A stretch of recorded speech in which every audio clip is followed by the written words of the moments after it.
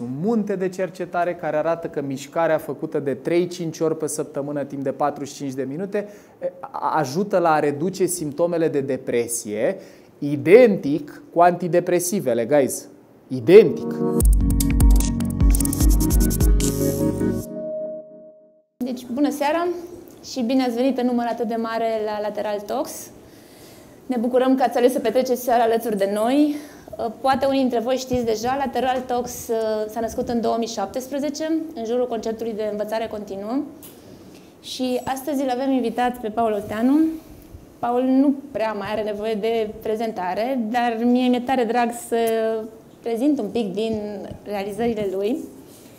Așadar, în 2019, dau să citesc pentru că sunt destul de multe și să nu scap ceva. Nu, așa câteva citesc de drag. Deci în 2019 Paul a câștigat Gold Award Trainer și Silver Award Coach la Gala L&D Awards.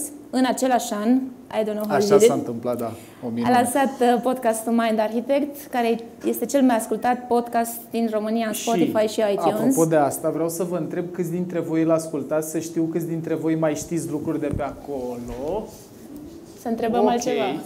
Când să întrebăm și cine nu, ok, da, bun, got it, ok. Deci nu toată lumea, dar suficient de multe persoane. Mulțumesc!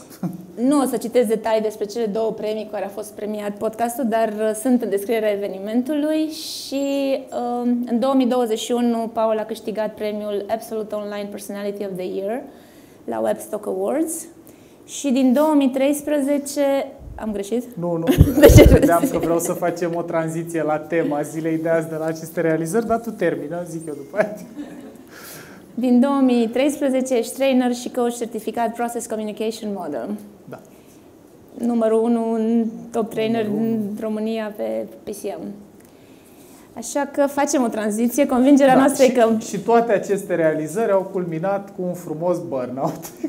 Pentru toți cei care performăm, toate aceste numărul 1 podcastul, numărul 1 trainerul au dus și la asta despre care vom vorbi. Positive note, convingerea noastră este că împreună cu Paul o să putem să înțelegem DC-urile și să ne ajungem să înțelegem provocările și să fim mai pregătiți un pic. Yep. Eu vreau să vă mulțumesc înainte de a începe conversația cu Cristina pentru prezență în primul rând. Este super frumos și vă mulțumesc că nu știam, ne-am întâlnit în pauză înainte, oare câte persoane vin, cum o să fie, eu nu mă așteptam, deci vă super mulțumesc, mi-ați făcut seara frumoasă. Și doi, să vă mulțumesc pentru întrebări. Că sunteți 70 și ceva de oameni care ne-ați trimis întrebări. 100 s-au făcut astăzi, 100 și vreo 5, am numărat dimineața. 105. O să-mi cer scuze în avans că s-ar putea să fie un pic greu să adresăm 105 întrebări.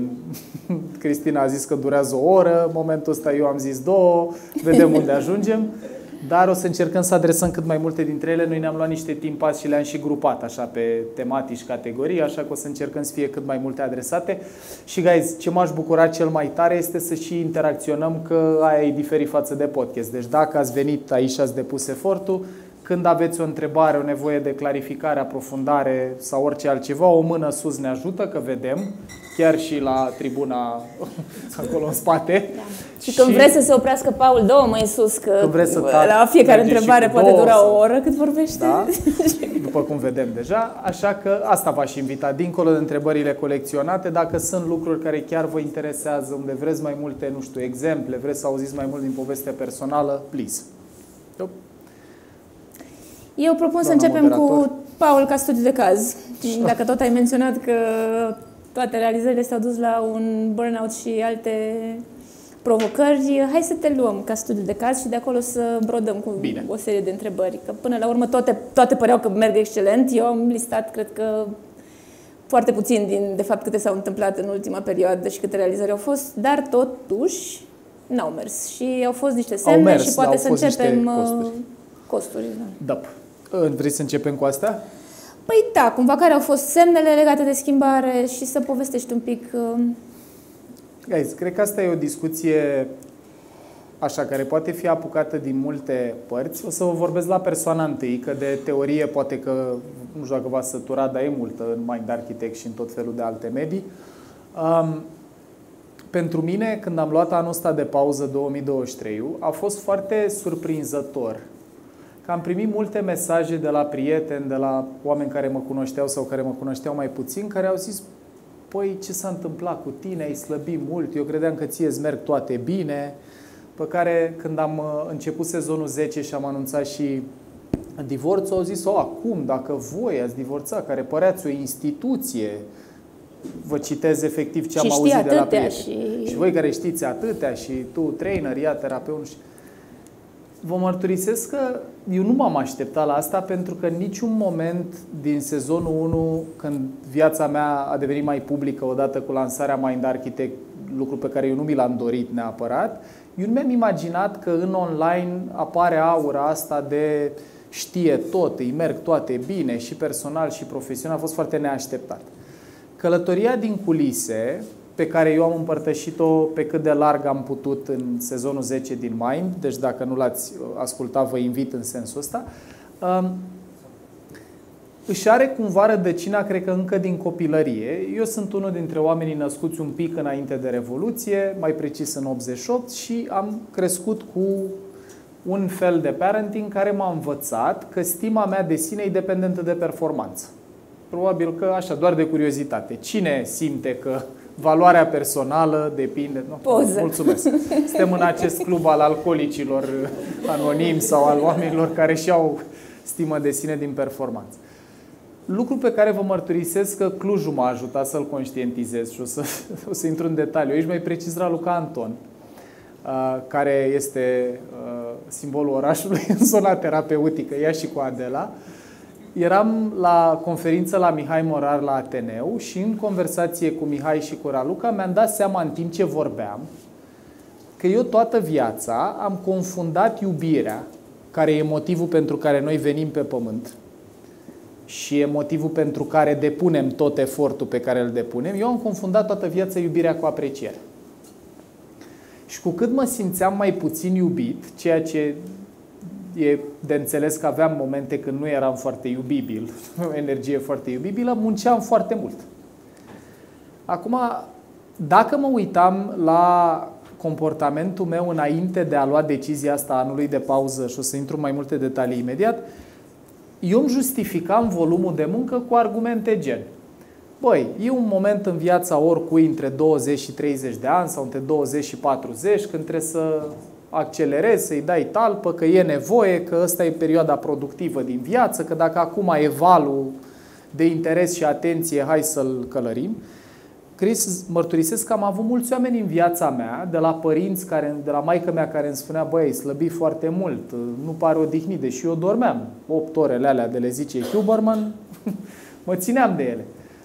Până la partenera de viață care îmi spunea: băi, nu mai ai timp pentru relații, ești tot timpul nervos, ești tot timpul tensionat, și eu justificam lucrurile astea cu faptul că dacă nu fac eu lucrurile astea, cine le face? Dacă nu stau eu până la 12 noaptea să fac Excel-uri sau ce mai făceam, cine le face?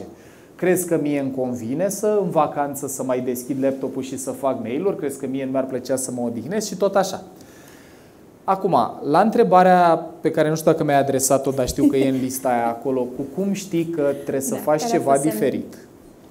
Vă spun cu sinceritate că pentru mine anul ăsta de pauză n-a fost o chestie care a venit într-un moment de iluminare în care eu mi-am dat seama: bă, trăiesc dezaliniat cu sinele, trebuie să fac ceva. A fost de nevoie. Adică ajunsesem într-un punct în care trăiam sentimente de frustrare și iritare, care sunt niște semne bune de burnout. Când trăiești frustrare și iritare permanent, sau anxietate și panică, depinde dacă suntem mai predispuși la luptă sau la fugă, dar sunt valențe ale aceleiași stări defensive în sistemul nervos, le trăiam zilnic. Mă enerva orice. Dacă cineva îmi lua locul de parcare, mă enervam. Dacă cineva îmi tăia calea în trafic, mă enervam. În București e și parte din ADN-ul orașului. Dar nu numai asta. Dacă un coleg, de exemplu, venea la mine la ușa biroului, punea mâna pe clanță, aveam uși din astea cu sticlă, simțeam iritare și nu conta cine era. Când îmi suna telefonul, de exemplu, când vedeam caller ID-ul, simțeam oboseală instant. Încă cineva cu care trebuie să vorbesc. Și toate lucrurile astea m-au adus într-un punct în care, pe lângă faptul că începuseră să mi se erodeze relațiile, că eram un om nasol, efectiv, nici mie nu mi-ar fi plăcut să trăiesc cu mine, au culminat două lucruri. Dificultățile din cuplu care consumau foarte multă energie psihică și emoțională și 2, faptul că un principiu care a stat la baza Mind Architect și a tot ce fac eu profesional este să pot să vorbesc din lucruri pe care le-am trăit. Să nu vă vorbesc numai din cărți sau din lucruri pe care le puteți citi și vă puteți descurca și fără un rezumat făcut de mine sau de altcineva. Și realitatea e că undeva în 2022, când mă gândeam la teme gen autoreglare, comunicare constructivă sau alte chestii pe care le vorbeam, eu nu mai puteam să spun că eu fac așa ceva. I wasn't walking the talk anymore. Am început să trăiesc un sentiment de impostură. Mi se părea că eu nu pot să fac lucruri pe care știu cum ar trebui să le fac și le și vorbesc altora despre cum ar trebui să le fac. Și atunci, și o să mă opresc și te las să te invit să mă ghidezi, Chris, unde ai nevoie, decizia de a lua anul ăsta de pauză a venit pe fondul acestor conștientizări, că mie nu mai place de mine, că eu nu mai pot să vorbesc cu legitimitate despre ceva ce în teorie știu cum să face, dar eu nu pot să aplic. Cine sunt eu să mai țin un curs despre reglare, despre gestiunea stresului sau comunicare când eu ridic tonul la clienți? Că am avut, de exemplu, o clientă care din fericire încă lucrează cu noi, care știu că mi-a cerut o a doua întâlnire cu managerul ei să decidem ceva pentru un curs și am zis: Alice, pentru ce mai e nevoie de a doua întâlnire? N-am mai vorbit odată temele astea, ceea ce eu n-am făcut în viața mea profesional, să am reacția asta la o cerere de altfel firească, că vorbisem cu ea, dar nu vorbisem cu managerul ei din Germania sau de unde era. Și cumulul ăstora m-au adus în punctul în care am zis: nu știu ce o să se întâmple în anul ăsta de pauză. Poate o să devin irelevant profesional, poate podcastul nostru mai fie numărul 1, poate, dar alternativa e ceva mult mai rău. Și spun asta dincolo de experiență personală. E o teorie în dezvoltarea verticală a adulților care se referă la cum ne evoluează conștiința. Dezvoltarea laterală e a acumula cunoștințe sau experiențe lateral. Dezvoltarea verticală e cu salturi în evoluția conștiinței, e cu consciousness leaps. Și Alice Anagnostakis, care este un trainer și coach din România, care și-a făcut doctoratul în Australia pe subiectul ăsta, spune o chestie foarte interesantă, că de la un punct încolo, și punctul ăla în general e în jurul a 30-40 de ani, salturile astea în evoluția conștiinței vin de obicei pe fond de criză. Adică e nevoie ca ceva din cum funcționezi să nu mai meargă deloc, să fie ceva rău, care să te oblige să faci ceva diferit. Poate mulți dintre noi, cei din sală, ne propunem să facem lucruri diferite, dar nu găsim energia, consecvența, să recamblăm obiceiuri. În cazul meu, anul ăsta de pauză, cu tot ce a presupus el, a venit pe fond de necesitate și de criză. N-a fost o alegere, n-a fost o iluminare spontană în care am zis: simt că vreau să mă odihnesc. A fost de nevoie și cred că e important să acceptăm că uneori vin semnele de peste tot din jur, inclusiv de la corp. Eu în 2022, în mai, între 1 și 18 mai, am slăbit în 2 săptămâni 7 kg. Trăind la fel. Mâncam la fel, făceam la fel de multă mișcare, dormeam la fel, dar efectiv pe fond de stres s-a topit parte din mine. Please. Da, am sărit de la mai multe întrebări, că ai abordat atâtea, dar mă gândesc să vorbim un pic. Am vorbit chiar înainte de emisiunea, de Lateral Talks, am vorbit despre motivația de tip away from. Și tentant pare să zici că tu ai făcut un away from, ai fugit de tot ce se întâmpla bine în viața ta și toate, și ai făcut o pauză. Și detaliază-ne un pic dacă este un tip de motivație genul ăsta sau de fapt ai privit-o ca de opusul. E ideea asta foarte clară în ceea ce privește motivația, dragilor, că putem să facem lucruri din două surse interioare. Ori din dorința de a obține ceva, motivațiile de tip du-te către, care sunt mediate în general de dopamină, unde vrei să obții mai mult din ceva ce e important pentru tine. Că vorbim profesional sau personal, motivațiile astea de tip du-te către, ce drăguț, presupun să ai și claritate pe ce vrei să obții. De exemplu, pentru câți dintre voi sunteți părinți? Ok, sau profesional. Da, uite, dacă, de exemplu, eu am claritate pe ce fel de viață profesională îmi doresc, câți bani, cât timp liber, ce fel de muncă și așa mai departe, eu pot să acționez în a obține contextul ăla profesional în virtutea unei clarități pe ce vreau să aduc în viața mea. Motivațiile astea de tip towards, du-te către, sunt cele mai sănătoase pentru că te duc către ceva ce îți dorești să aduci în viața ta. Dar ele au un complement întunecat, ca în Star Wars, așa, the dark side and the light. Asta este the light, motivația de tip du-te către. Motivația de tip away from e motivația care izvorăște din frică sau aversiune la ceva. De exemplu, sunt oameni care vor să facă bani din frica de a nu rămâne fără ei sau de a nu mai fi vreodată în situația de a nu avea din ce să-și plătească chiria sau întreținerea sau mâncarea sau altceva. Motivațiile astea de tip away from au calitatea de a fi mai puternice, nu mai bune sau mai sustenabile, dar mai intense, mai acute decât alea de tip go towards, pentru că sistemul nostru nervos cântărește mai puternic fuga de bici decât alergarea după recompensă. E negativity bias-ul ăla de care cei care ascultați podcastul știți. Raportul 3:1, un pozitiv-negativ.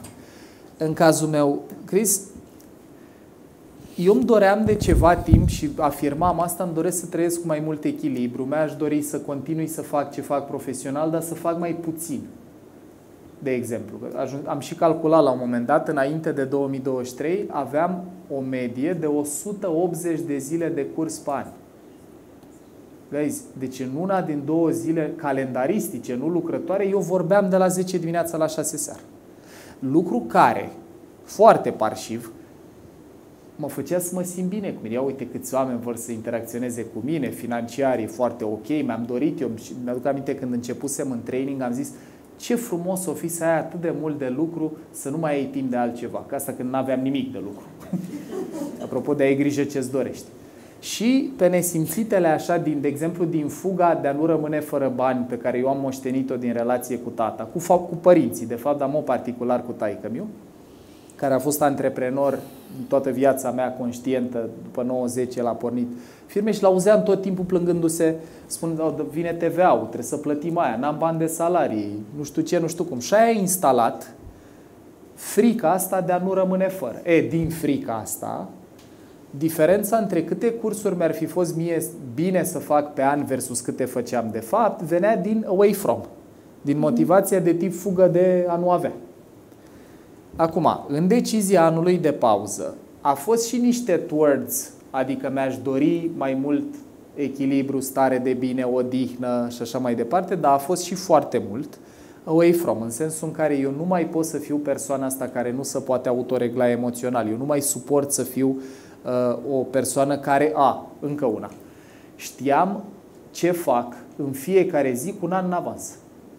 Dacă cineva vrea să vadă cu mine, eu îi spuneam, pot pe 27 noiembrie, între 12 și 2, când am pauză la cursul cu tare în București.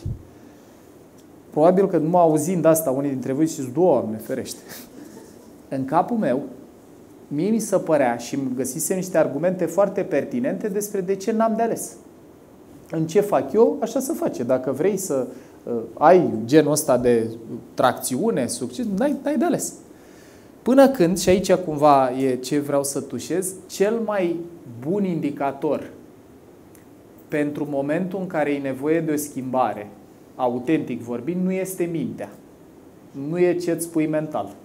Pentru că mintea e foarte parșivă, în sensul în care, inclusiv în felul în care nouă ne apar gândurile, prima dată apar senzații corporale. Tensiune în stomac, gol, frig, cald, moale, tare, senzații corporale, după aia alea se traduc în emoții. Tristețe, bucurie, furie, iritare, frustrare, entuziasm, chef și după aia în jurul acelor emoții apar gânduri. Deci gândurile cumva sunt ultimele care apar în circuitul ăsta și de ce e sneaky partea asta cu gândurile? Pentru că în funcție de ce trăim, și vă rog să-mi confirmați dacă simțiți sau trăiți asta, în funcție de ce emoție, de ce stări emoționale ai, ți se modifică tot relieful cognitiv.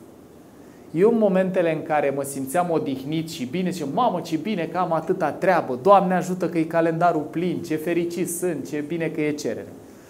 Când mă simțeam extenuat dimineața, mă dădeam jos din pat, iară trebuie să mă îmbrac, să mă duc, nu știu, cine m-a pus pe mine, să mai planific și asta? Ce mi-a trebuit mie să mai fac asta? Deci să modificau gândurile complet de la un moment la altul în funcție de ce simțeam. Guys, cel mai sincer martor a ce avem noi nevoie într-un moment dat este corpul. Ați mai auzit asta, probabil că nu sunt primul sau singurul care v-a zis-o, dar vreau să vă fie limpede și în cazul meu cum am trăit asta, dar și de ce e așa. Pentru că stările și senzațiile corporale sunt nemijlocite de cogniție. Dacă poți să-ți observi stările corporale, de exemplu, poate aveți momente când nu vă vine să vă dați jos din pat dimineața.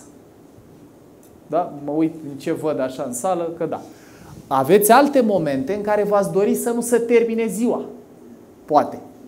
Aveți momente când simți energie corporală, simți chef, energie, vitalitate, căldură și ai momente în care simți cum pleacă. Uite, eu, de exemplu, am avut niște întâlniri în 2024, de când sunt mult mai atent la corp. Băi, am simțit cum pleacă energia din corpul meu în timpul întâlnirii. După o oră petrecută cu un om la masă, simțeam efectiv cum pleacă energia. Corpul este cel mai sincer martor că nu poate să mintă. Mintea poate să mintă, poate să raționalizeze, poate să inventeze povești și cu cât ești mai inteligent, cu atât poveștile sunt mai elaborate. Poți să zici poți să-ți faci super argumente. Corpul, în schimb, îți spune adevărul. Și la mine, ăsta a fost un indicator bun pentru schimbare, nu mai era bine fizic. Indiferent cât sport făceam sau cât mâncam sau ce mâncam, nu puteam să recuperez în greutate. Am ajuns de la 82 de kilograme, eu având 1,90 m, la 75 în 2 săptămâni și nu reușeam să le recuperez. Un exemplu. Alt exemplu e că mă simțeam obosit tot timpul. Puteam să dorm 8 ore și mi-era somniar. Alt exemplu. După aia, când mă gândeam că trebuie să pornesc chiar un curs, urmea să am un curs online, că din 2020, după pandemie, am lucrat aproape numai online. Când mă gândeam că iar trebuie să stau 8 ore la calculator pe scaun, invidiam, vă dau cuvântul de onoare, invidiam șoferii de Uber. Și bă, ce frumos o fi să stai afară toată ziua, îți vezi și tu lumina, ziua, să nu mai trebuiască să ieși din casă numai când e întuneric. Vă zic așa, cu maximă sinceritate, apropo de extreme, unde poți să ajungi când trăiești în extrem fără să-ți dai seama? Că mintea asta îmi zicea, e nevoie, dacă nu faci tu, cine face?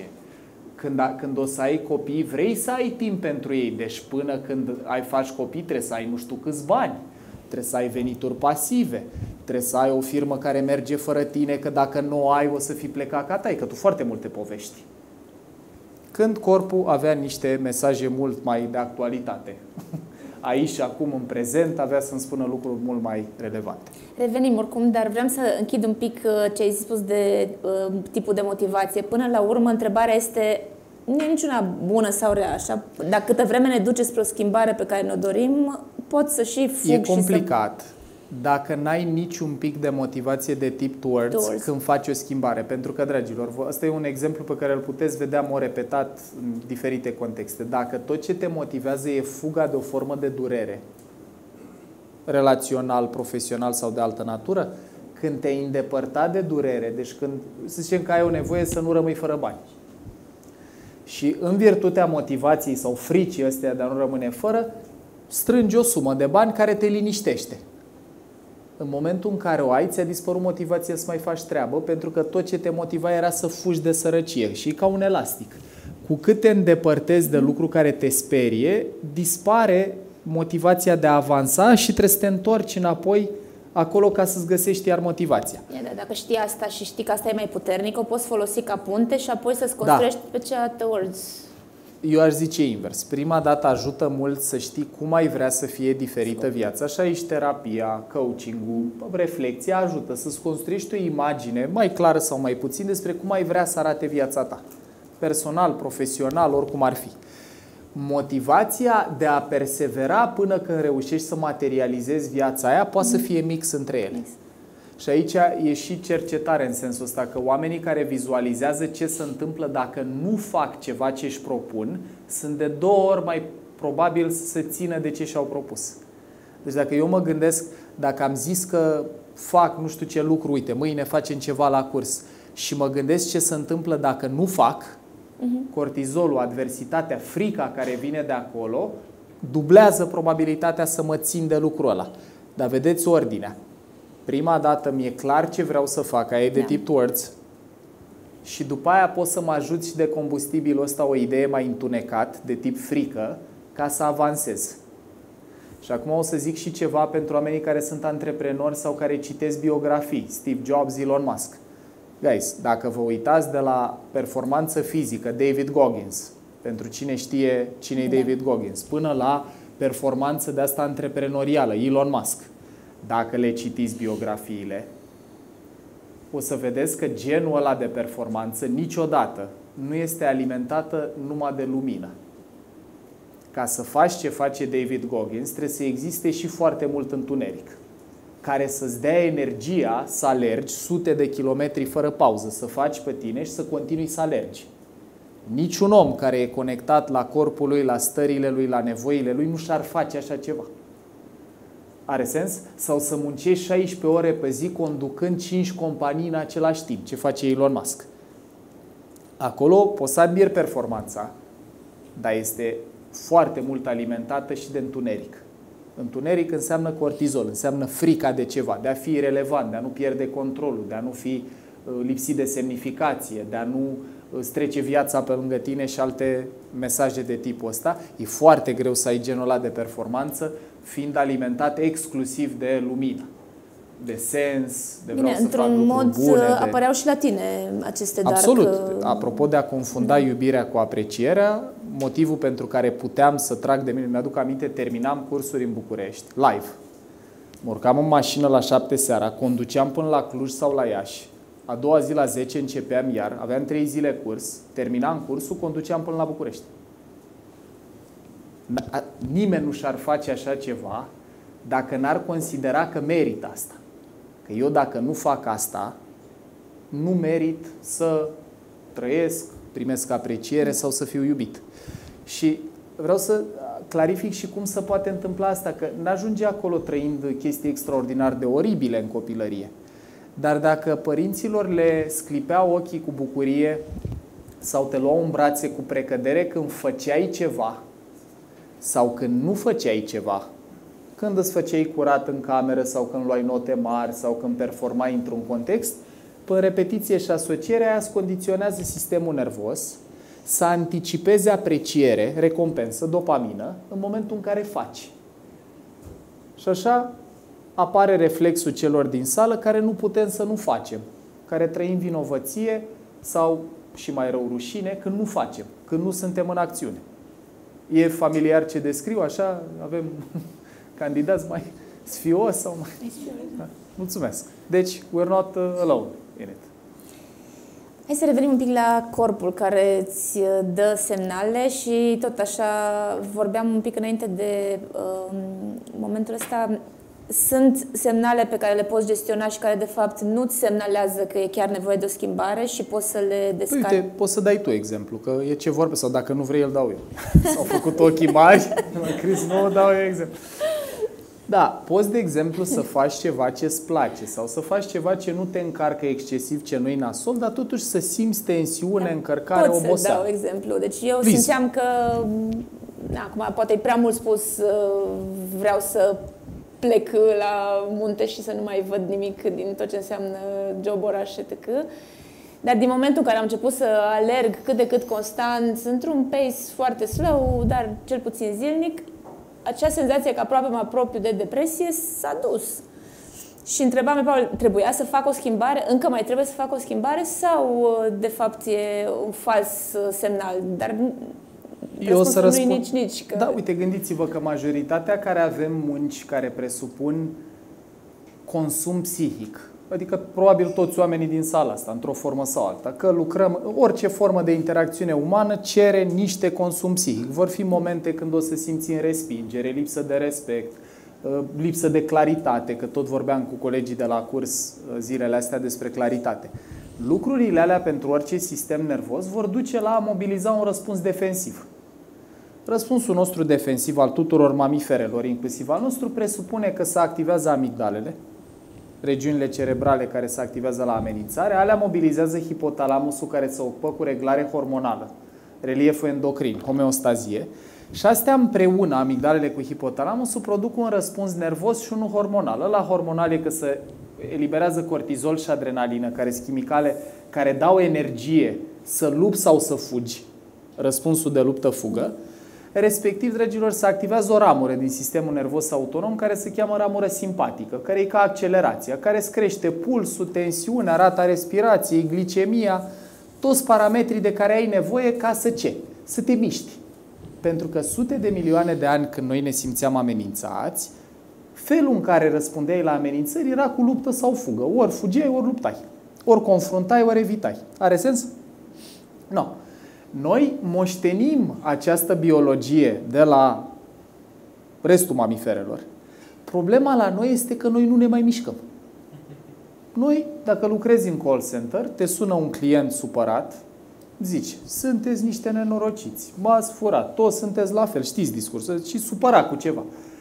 În momentul ăla, tu dacă ești operator în call center, îți crește nivelul de hormon de stres, că tu trebuie să consumi energie, să vă înțeleg, este foarte importantă nevoia noastră pentru noi, vom reveni cât mai repede, scriptul. Ca să nu îi spui eluia ce crezi de fapt despre el în momentul ăla, trebuie să consumi energie. Multă. Energia aia este energie prefrontală, cortexul prefrontal, ce numim noi călăreț în podcastul Mind Architect, metafora lui Jonathan Haidt, care se ocupă cu inhibiție, represie, să suprimi ce simți. Dar aia este la nivel conștient. În corp nu suprimi nimic. În corp tot îți rămâne nivelul de cortizol și adrenalină ridicat, tot trăiești în activare simpatică, voi nu vedeți în spate, dar faci așa din picior pe sub masă, în timp ce vorbești la telefon, bății din picior, așa. Știți ce zic? Sau poți să iei telefonul și să pleci cu el în cameră. Poate ați trăit asta, să porți o discuție tensionată și să iei telefonul și să pleci. De ce? Că organismul vrea să se miște în momentul ăla. Și atunci, pentru toți stresorii ăștia care sunt parte din viață, e foarte benefic să te miști. La finalul zilei, că e mers, că e bicicletă, că e not, că e alergare, că e sală, it doesn't matter. Dar organismul nostru are nevoie să miște ca să-i dea sistemului nervos sentimentul că a scăpat de amenințare. Că dacă ai trăit activare simpatică, ți-a crescut pulsul, ori că ai alergat, ori că ai mers, ori că ai biciclit, ori că ai notat și după aia scade pulsul și reintri în activare parasimpatică în calm și ești încă în viață, înseamnă că ai scăpat de panteră. Și se relaxează organismul. De-aia, dacă aveți copii sau și voi dacă vă mișcați, ați văzut că după te simți mai bine. Fără să se fi schimbat realitatea. Numai de la mișcare te simți ceva mai bine. Bine, și dacă alegi, să zicem, dimineața când încă nu ai stresul... Și aia poate să ajute, că ți activează organismul și se eliberează endorfine și te simți bine, dar ideal e să o faci după ce te-ai tensionat. Please. Când realizezi că prea mult sport e prea mult. Păi uite acum, dacă vorbim de David Goggins. David Goggins, sau Tibi Ușeriu, dacă vreți, ca să avem și referința locală, că e tot aia, acolo, când faci sport de ultra-anduranță, deci nu mai vorbim de faptul că alergi 3-5 km, biciclești 10, nu știu, mergi până la Belvedere, cum am mers eu aseară pe jos înapoi. Aia e benefic pentru orice sistem nervos. E un munte de cercetare care arată că mișcarea făcută de 3-5 ori pe săptămână timp de 45 de minute ajută la a reduce simptomele de depresie, identic cu antidepresivele, guys. Identic. Deci, și imaginați-vă ce mișto ar fi dacă am avea 5 ori pe săptămână sport la școală. Apropo de ratele de depresie, anxietate, ADHD și așa mai departe pe care le vedem la copii. Ce bine ar fi dacă am avea oportunitatea asta. Dar revenind, în momentul în care eu încep să fac sport de ultra-anduranță, ce se eliberează în sistemul nervos, știți?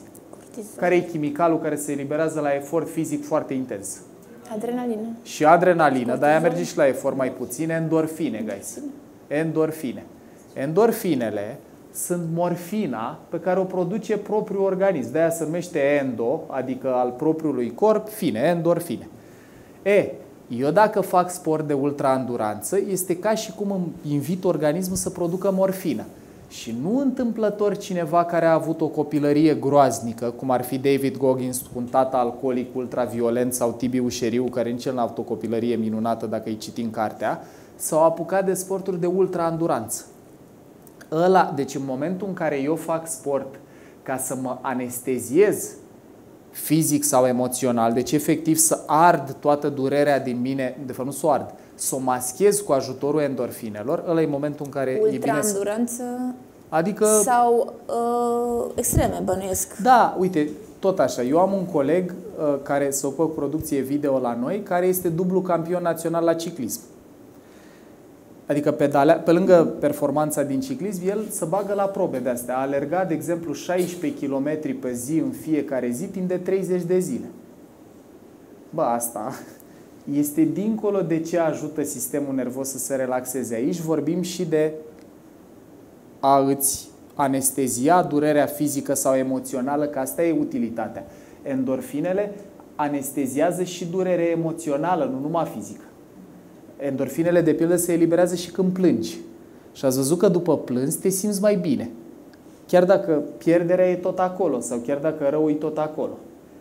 Deci aici aș trage linia. Și acum, cum știi când e nevoie să schimbi, când corpul îți spune e nevoie să schimbi ceva? Sau doar să eliberezi. Sau doar să ai o practică de mișcare care să te ajute să relaxezi sistemul nervos. Dragilor, în opinia mea, vă zic, acum răspund la persoana întâi, Cris. Eu în perioada pe care v-am descris-o, cu confundat iubire cu apreciere, cu munca aia de 180 de zile de curs pe an, cu mixul între practica de training plus Mind Architect, că eu când am pornit podcastul am pornit ca un proiect de hobby, care a crescut foarte mult și foarte repede. Și tot din nevoia de apreciere, adică de iubire, am zis, cum adică să nu mai facem o organizație, angajăm niște oameni, creștem, facem, așa e bine. Și m-am trezit că am 2 joburi full-time în paralel. Erau toate cursurile, peste care trebuia să documentez episoade, să le înregistrăm, când au apărut oameni, mai erau și ședințe cu colegii, să facem marketing, să facem vânzări, să vorbim cu invitații, să gestionez tensiuni în echipă și tot așa. Indiferent cât sport făceam, de cel puțin 3 ori pe săptămână mergeam în not, alergare, bicicletă, sală, plus mers, nu trecea starea aia de tensiune și de oboseală permanentă. Deci dacă corpul cumva îți spune în mod repetat, indiferent ce faci, indiferent cât dormi, indiferent câtă mișcare faci, tot rău te simți. Rău înseamnă tensiune, constricție, oboseală. Ca să nu mai împărtășesc și asta, când trăim răspunsul defensiv, un alt lucru care se întâmplă este că îți crește tensiunea musculară. Adică te încordezi. Dacă te încordezi pe termen scurt, stres acut, e super. E ca la sală, te încordezi pe termen scurt, e ok.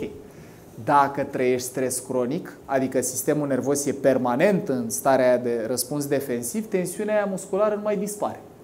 Și eu, odată la câteva luni, mi se bloca spatele, dar nu la modul... Vă dau un exemplu. Ultima dată care aia, iar apropo de motivație away from, a fost foarte important, eram la Olimp, la mare. Am stat la masă, m-am ridicat de pe scaun așa și când m-am ridicat am simțit un cuțit aici în zona lombară, am simțit că mor efectiv de durere, m-am așezat înapoi pe scaun, am simțit transpirații în tot corpul și am stat 45 de minute așa. Când pe o parte, când pe alta, când pe un cot, că dacă îmi lăsam greutatea așa efectiv pe coloană, simțeam că mor de durere. Am plecat de la masă din Olimp sprijinindu-mă în partenera mea de viață de la vremea aia, am mers. Mi-a luat 45 de minute să ajung la un hotel care era la 200 de metri distanță. Tot nu era de ajuns. Mergem acasă, rezolvăm problema și lucru care m-a determinat, de pildă, să-mi pun în calendar în fiecare săptămână momente de kinetoterapie, sport și masaj. Le-am blocat în calendar pe un an în avans. A fost momentul în care m-am dus la toaletă, eu având 32 de ani sau 3 la momentul ăla, cu un cadru de rufe. Eu nu puteam să merg drept, mi-era rușine să-i cer să mă ajute, nu puteam să mă duc cu ea la toaletă și atunci n-aveam baston sau cârje și am găsit un cadru de rufe pe care să uscau rufe cu care eu mă duceam la toaletă, la 32 de ani.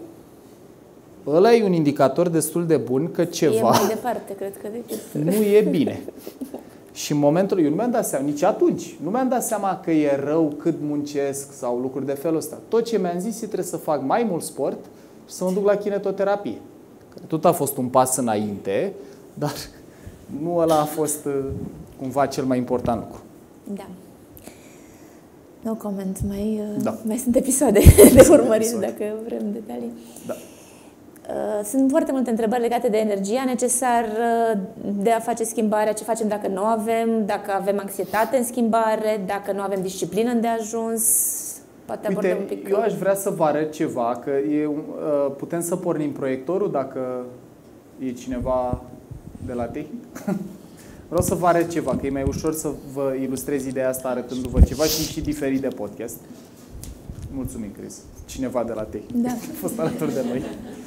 Uite, deci la întrebarea asta vreau să vă arăt ceva foarte util legat de relația asta între stres, performanță și motivație. De-aia am luat laptopul ăsta aici.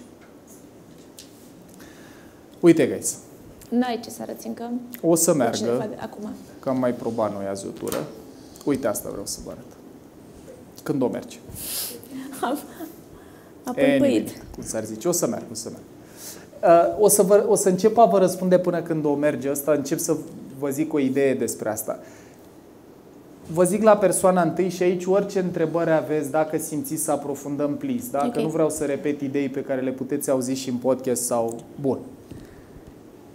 Din punctul meu de vedere, orice schimbare pe care vrem să o facem, dacă vorbim de o schimbare sustenabilă, nu ceva vreau să dorm pe stânga în noaptea asta, că mai sunt și din astea, presupune să ai energie psihică. Motivul pentru care eu, care am înregistrat 140, 50, 200 de ore câte ori fi de conținut de dezvoltare personală fundamentat în psiho și neuro, eram omul care mergea cu cadru de rufe la baie la Olimp, este că e o diferență uriașă între ce înțelegi cognitiv, între ce poți să pricepi și ce poți să faci pe pilot automat și când ești obosit. Mă urmăriți? Deci poți să înțelegi, uite, vă dau un exemplu. Eu pot să înțeleg că felul în care taică-miu reacționa în conflictele cu mama e nasol, că tata, de fapt amândoi țipau. Tata avea și tendința să lovească mobilă, niciodată oameni, dar lovea masa, trântea lucruri și acum face la fel, dacă se enervează destul. Eu am crescut în relație cu el și l-am modelat. Sistemul meu nervos a învățat mimetic, deci când ești furios, așa să faci. Ridici tonul și lovești lucruri.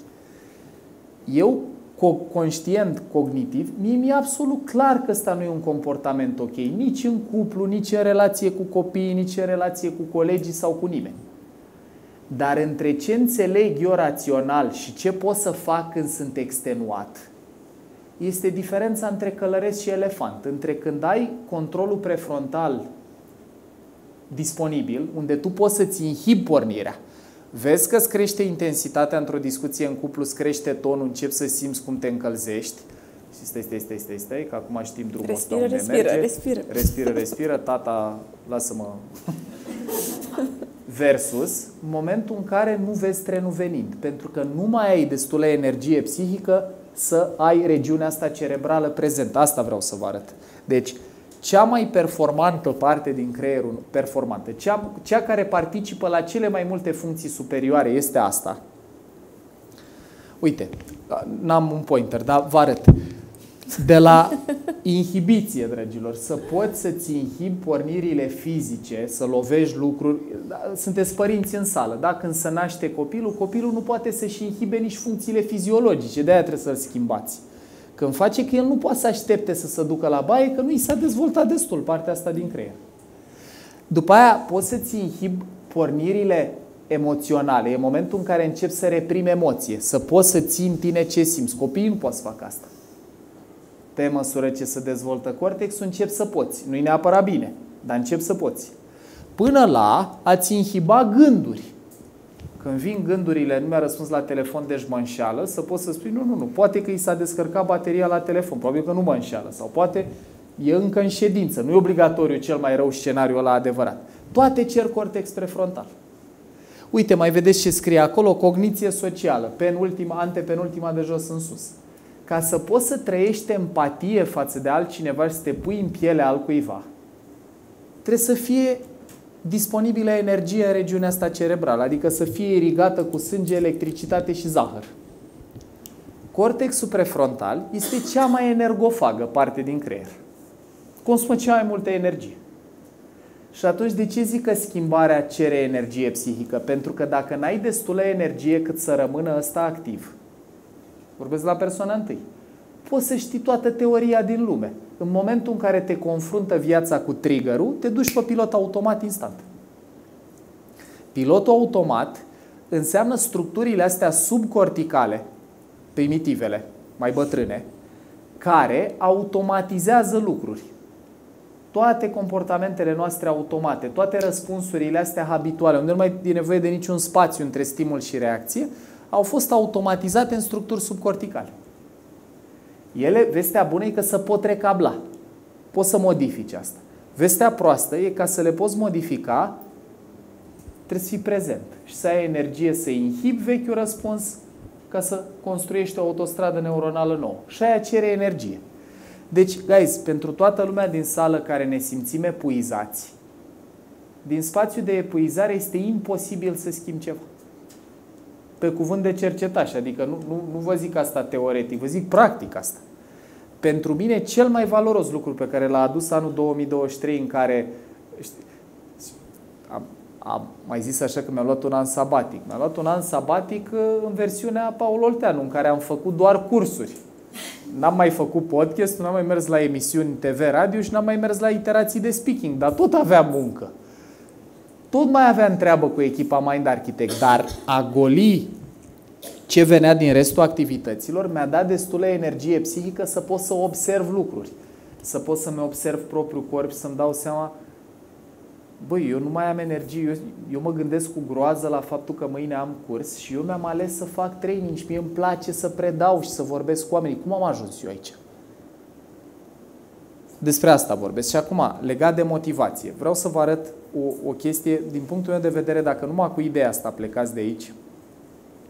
Dragilor, stresul este un răspuns de adaptare pe care un organism, pentru turiștii japonezi, mai stați un pic cu poză, să vă completez slide-ul că mai e ceva, imediat, o să fie full. Deci puteți face poze, mă bucur chiar de asta, să se completeze că mai e un pic.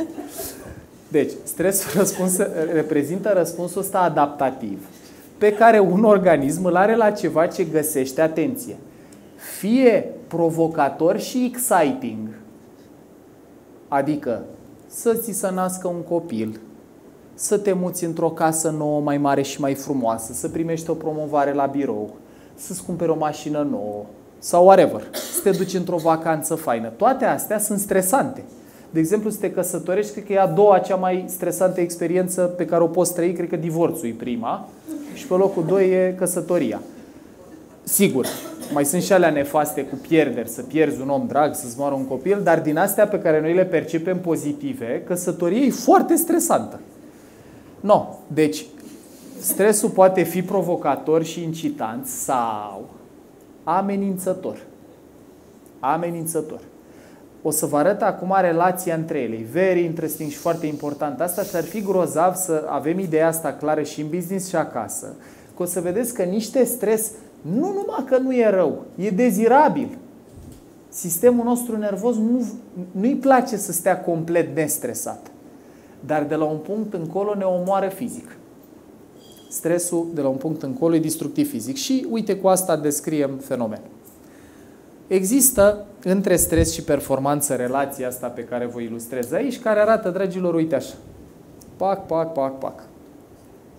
Axa verticală este nivelul de performanță pe care o persoană poate să o livreze. Performanță poate să însemne cât de prezent, cât de empatic, cât de mult discernământ. Nu vă gândiți neapărat la performanță profesională. E cât de performant ești tu în ce faci. Ca părinte, ca partener de viață, whatever.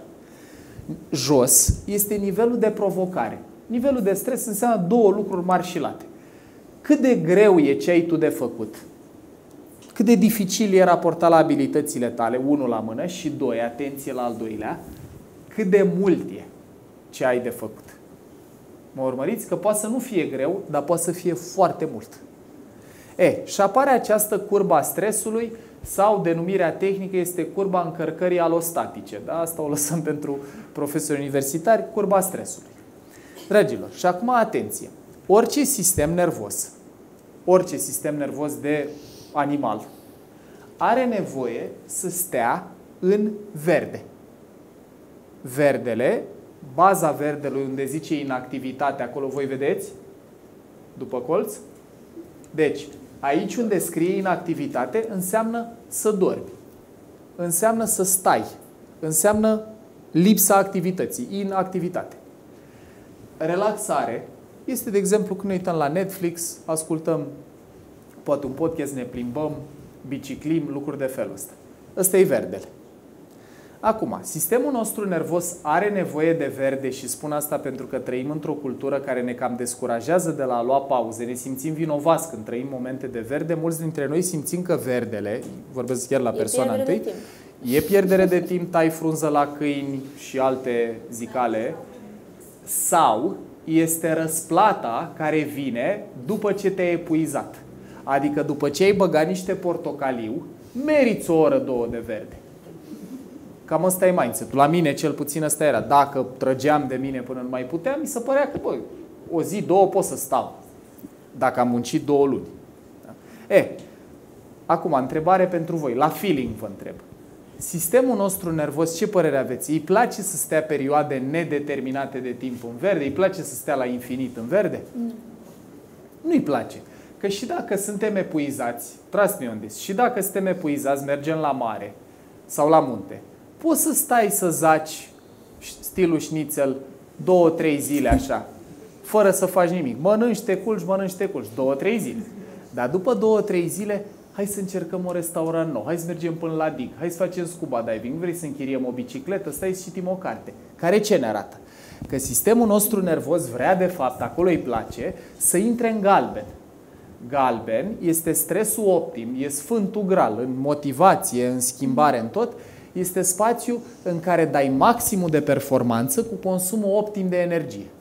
La finalul unei zile sau unei activități petrecută în galben, guys, te simți obosit, nu epuizat. Diferența între oboseală și epuizare este că la oboseală mai ai încă energie pentru lucruri care îți place, care îți fac plăcere.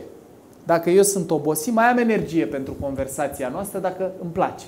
Mai am energie să fac o plimbare, să merg la sport, să petrec timp cu partenera de viață sau cu copilul. Sau... Are noimă pentru voi? Galben. Acum, galbenul e foarte mult de vorbit, dar o să fac un rezumat rapid. Ăsta are 3 trăsături. E o carte scrisă de Mihai Csikszentmihalyi, care e un cercetător care a studiat starea de flow sau de flux, care zice așa: ca un sistem nervos să intre în galben, trebuie să se întâmple 3 lucruri. Trebuie să aibă obiective clare, apropo de motivațiile du-te către. Da. Trebuie să-ți fie clar ce vrei să obții, ca să poți să stai în galben, obiective clare. Trebuie să fie dificultatea calibrată cu abilitatea. Adică să nu fie nici prea greu, nici prea mult raportat la ce poate omul ăla să facă. Și 3, trebuie să existe feedback instant. Adică activitatea aia trebuie să te poți prinde din activitate în sine dacă ce faci tu e bine sau rău. Uite, pentru mine faptul că pot să vă văd, cel puțin pe marea majoritate, mă ajută cu punctul 3, feedback instant. Mă prind uitându-mă la voi, băi, e relevant, nu e relevant, dau din cap, zâmbesc, se încruntă, cască, se uită la ceas și nici nu trebuie să fie de bine feedback-ul ca să ne bage în galben. Trebuie pur și simplu să ai feedback instant. Activitățile care bifează astea 3 lucruri sunt super plăcute pentru noi, ne plac și ne plac pentru că dau dopamină. Relieful neurochimic când stai în galben este că circulă cu precădere dopamină în sistemul nervos care îți dă plăcere și energie să continui să faci lucrul ăla. Deci, Chris, aici este schimbarea de plăcere. Dacă reușești să faci ceva din spațiul ăsta galben, unde ți-e clar ce vrei să obții, proporțional cu abilitățile tale și vezi și rezultate repede, că de aia dacă ne apucăm de slăbit ne demotivăm de multe ori, că nu ai feedback instant. Dacă feedback-ul este să vezi dacă ai pătrățele, aia durează. În schimb, dacă feedback-ul e, băi, pot să împing cu mai mult, am pulsul mai redus în timp ce mă antrenez, pot să fac mai multe repetări, deci checkpoint-uri intermediare, aia te ajută să continui dacă îți stabilești bornele alea altfel decât strigi rezultatul final. Dragilor, e mult de vorbit aici, e foarte mult de vorbit. Acum zic următoarea idee. Vă vine în minte vreo activitate care este proiectată să te țină în galben și de aia dă și dependență? Părinții. Tare. Jocurile video, dragilor. Alea au obiective super clare. Sunt story-urile alea extraordinar de elaborate. Dificultatea se autocalibrează la nivelul de abilitate al jucătorului. Dacă ai murit în planșa curentă, când o iei de la capăt e mai ușor ca să nu te demotiveze și îți dă feedback instant. Pentru părinții din sală, pe comparația asta cu școala. La școală, obiectivul clar e să eviți durere. Să eviți să ți-o iei cumva sau cel puțin era când eram noi în școală, dificultate calibrată cu abilitate de unde? Dacă aveai temă de mâine până poimine 20 de probleme la matematică, aia nu e calibrată abilitatea cu dificultatea, că e prea mult. Și feedback instant, doar dacă te scotea la tablă. Atunci să zici că primeai vreo formă de feedback instant, dar persecuția sau public shaming-ul nu e cea mai bună formă de feedback instant. Și atunci trebuie să înțelegem de ce școala nu e la fel de motivantă ca jocurile, dar și ce ar trebui școala sau munca să conțină mai mult dacă vrem să o facem mai motivantă sau orice formă de schimbare. Că dacă eu vreau să schimb ceva la mine și nu mi-e clar unde vreau să ajung, știți, ca în Alice în țara minunilor. If you don't know where you're going, any road will get you there. Adică, dacă nu știi unde vrei să ajungi, poți să iei în orice direcție, că e mai bine decât unde ești acum, dar nu e neapărat foarte motivant. Și acum, revenind aici, mai vreau să vă arăt doar o idee. În portocaliu, care este prea mult stres, e supraîncărcare, adică ori e prea greu, ori e prea mult, noi putem să stăm o vreme și performanța, observați că e încă ridicată și în portocaliu tot performezi sus. Dar aici s-a schimbat combustibilul. Aici nu mai performezi de plăcere, aici performezi de frică. E procrastinarea definită neuroștiințific. Procrastinarea înseamnă că eu, când mă gândesc la a face ce am de făcut, nu prea am chef, că nu-mi place, nu dă dopamină. O amân, fac altceva care îmi place, mai răspund la un mail, mai beau o cafeluță, mai la un filmuleț funny, mai fumez o țigară cu un coleg, până când e atât de presant deadline-ul la ce am evitat că nu mai pot să evit și atunci o fac, dar o fac de frică. Atenție! În portocaliu poți să stai niște perioade de timp fără efecte adverse și cercetarea zice că poți să stai undeva între 3 zile până la maxim 2 săptămâni în portocaliu fără efecte adverse. Dar dacă stai mai mult de 2 săptămâni aici, presupunând că ai un sistem nervos rezilient, asta cu 2 săptămâni e la cine are genetică bună. Dacă stai aici mai mult de 2 săptămâni, mai devreme sau mai târziu, pentru că ai fost îmbibat în hormon de stres, începe să pice atât performanța cognitivă, cât și, dragilor, digestia și imunitatea.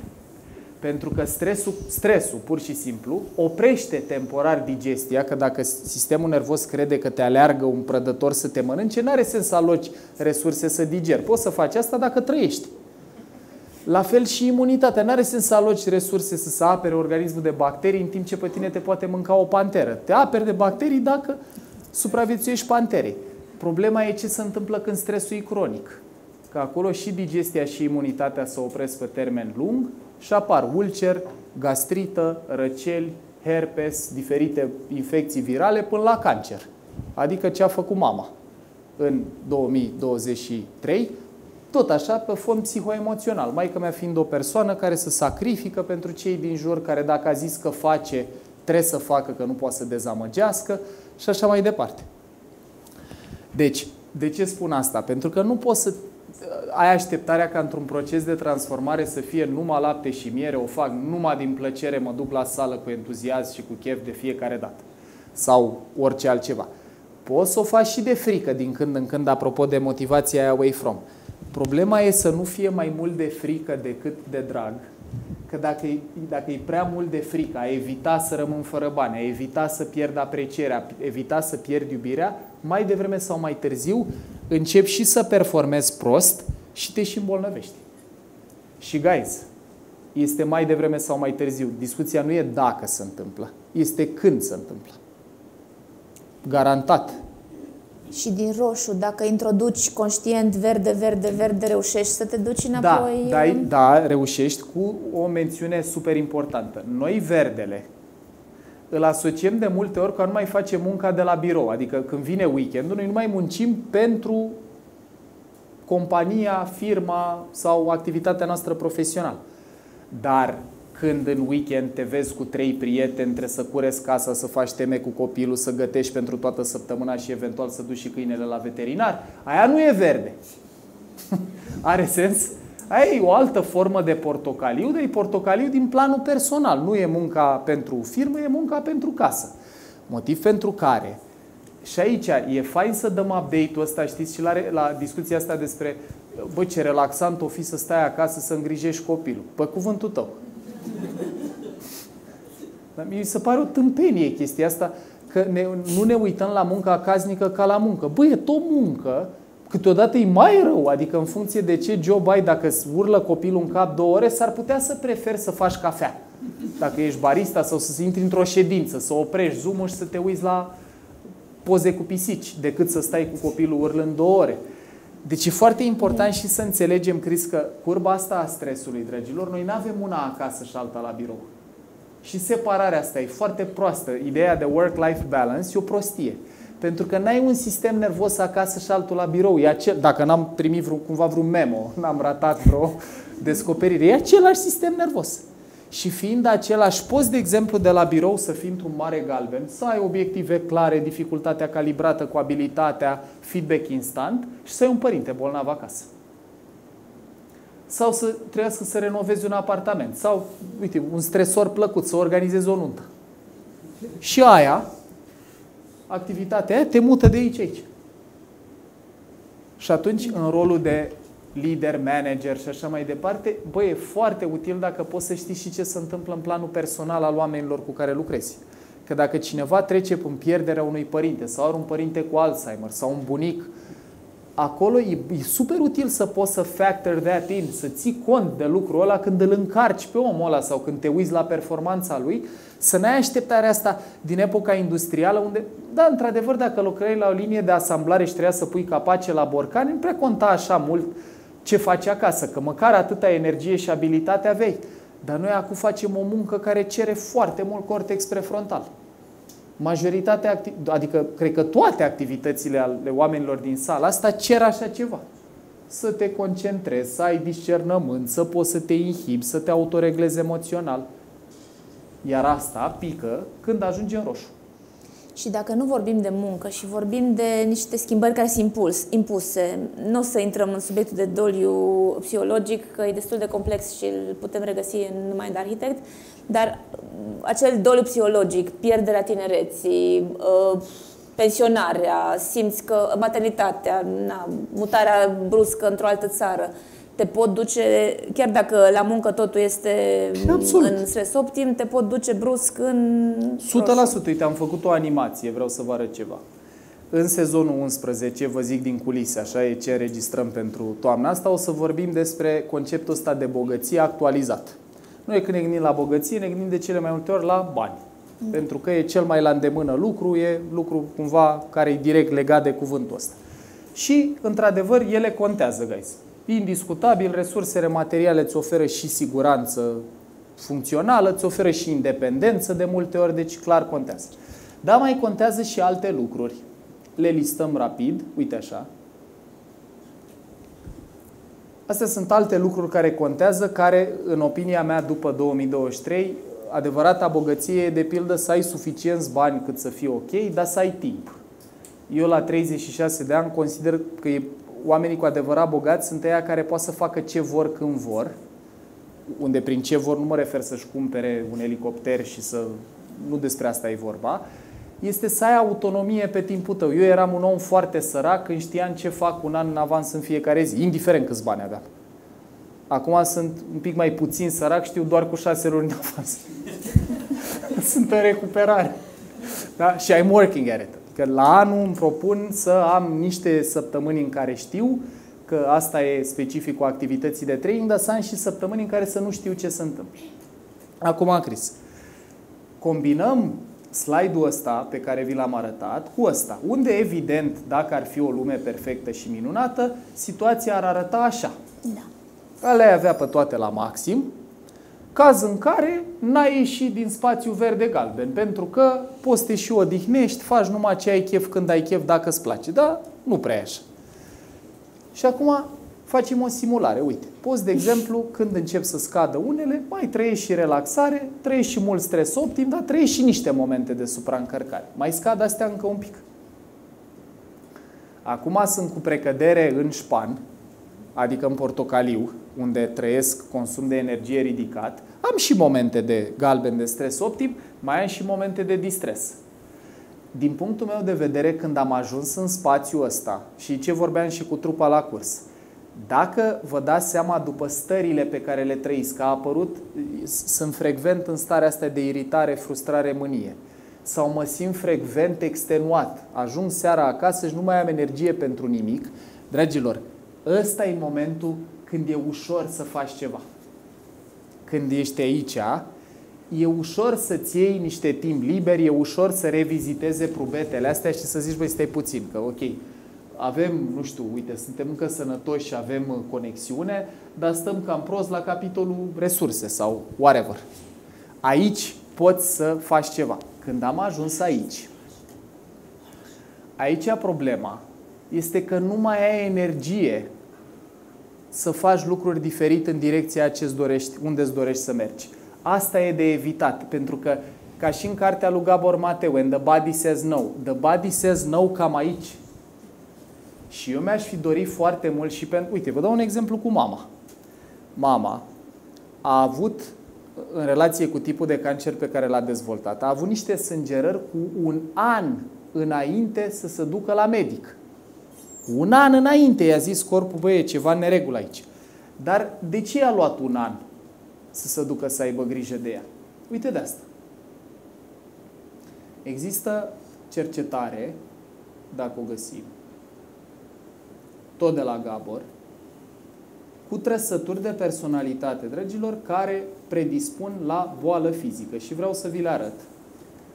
Dacă n-ați citit cartea asta, care se cheamă Mitul Normalității, ultima lui carte, vă super recomand. Dacă vreți să vă faceți un cadou în 2024, citiți cartea asta.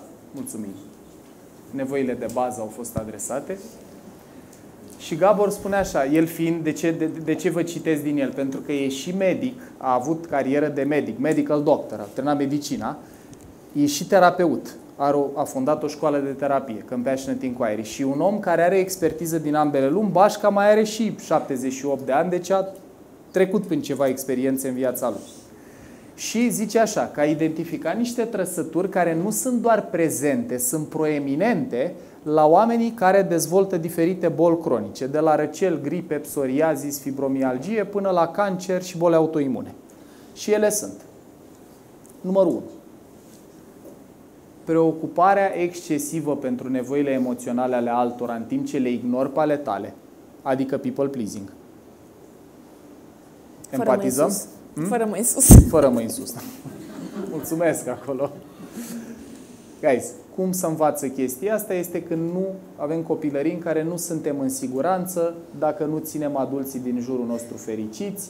Asta se întâmplă și când în rolul de copil a trebuit să-ți îngrijești părinții, fie funcțional, fie emoțional. Dacă ai avut părinți, de exemplu, care în loc să aibă ei grijă de nevoile tale, trebuia să ai tu grijă de nevoile lor, că altfel nu erai în siguranță.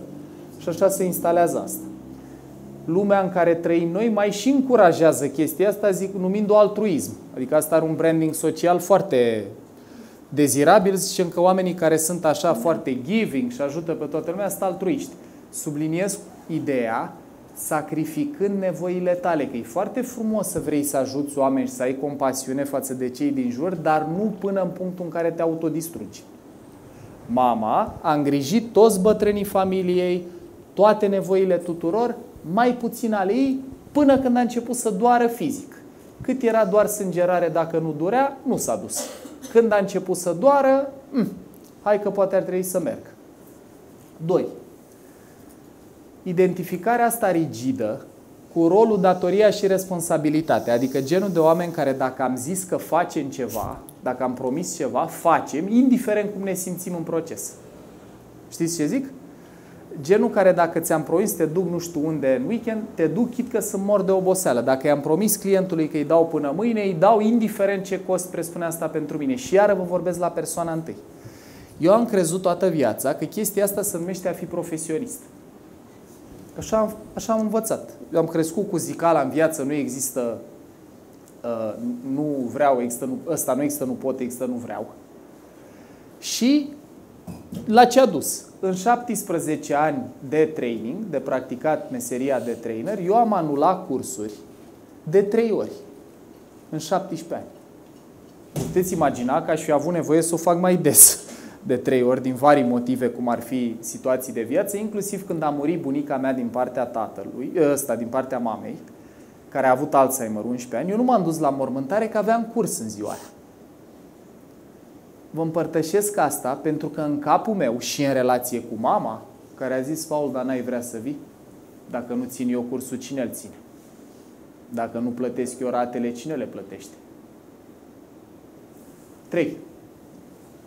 Asta e cu precădere, cu dedicație pentru femeile din sală. Voi sunteți și mai predispuse la treaba asta, dragilor, și anume să încerci să fii de toate pentru toți tot timpul, cu convingerea că trebuie să justifici existența până a face și a dărui. Și de ce zic că voi sunteți în mod particular predispuse? Pentru că, cel puțin tradițional așa, rolul bărbatului era, dacă muncește, aduce bani în casă, e cumva de treabă, nu mă agresează, e ok. Ori de la voi. Și asta cu nu mă agresează era dacă se poate, nice to have. Adică realitatea tristă e că cu asta am fost educați. Așa a fost treaba. Acum, de la voi, mai ales în lumea în care trăim, pe voi trebuie să fiți și profesioniste de succes de când e mai multă egalitate între sexe, trebuie să fiți și mame, trebuie să fiți și atrăgătoare în cuplu, trebuie să fiți și casa curată, trebuie să fiți și în tendințe. Și dacă mai ai și social media, să ai o mamă bună, cu o femeie frumoasă, cu o profesionistă de succes, te compari cu toate 3 odată, nu că la bărbați n-ar fi aceeași situație, dar la voi e și mai pregnantă chestia asta, este calea sigură către epuizare. Și presiunea asta presupun că o știți. Mă uit în ochii voștri, nu trebuie să ridicați mâna, cred că se simte, dar și la noi se simte. Să încerci să fii și un tată prezent, și podcastul anului, și trainerul numărul 1. N-ai cum să faci toate astea în același timp, fără să ajungi în portocaliu sau roșu. Subliniez, în același timp. Poți să fii un foarte bun profesionist care și ia pauză și acum zice, eu 2 ani vreau să fiu prezent în viața copilului, că mi-arată cercetarea că primii 2 contează disproporționat de mult. Și după aia încerc să fiu iară relevant profesional și așa mai departe. Problema e când încerci să le faci pe toate odată.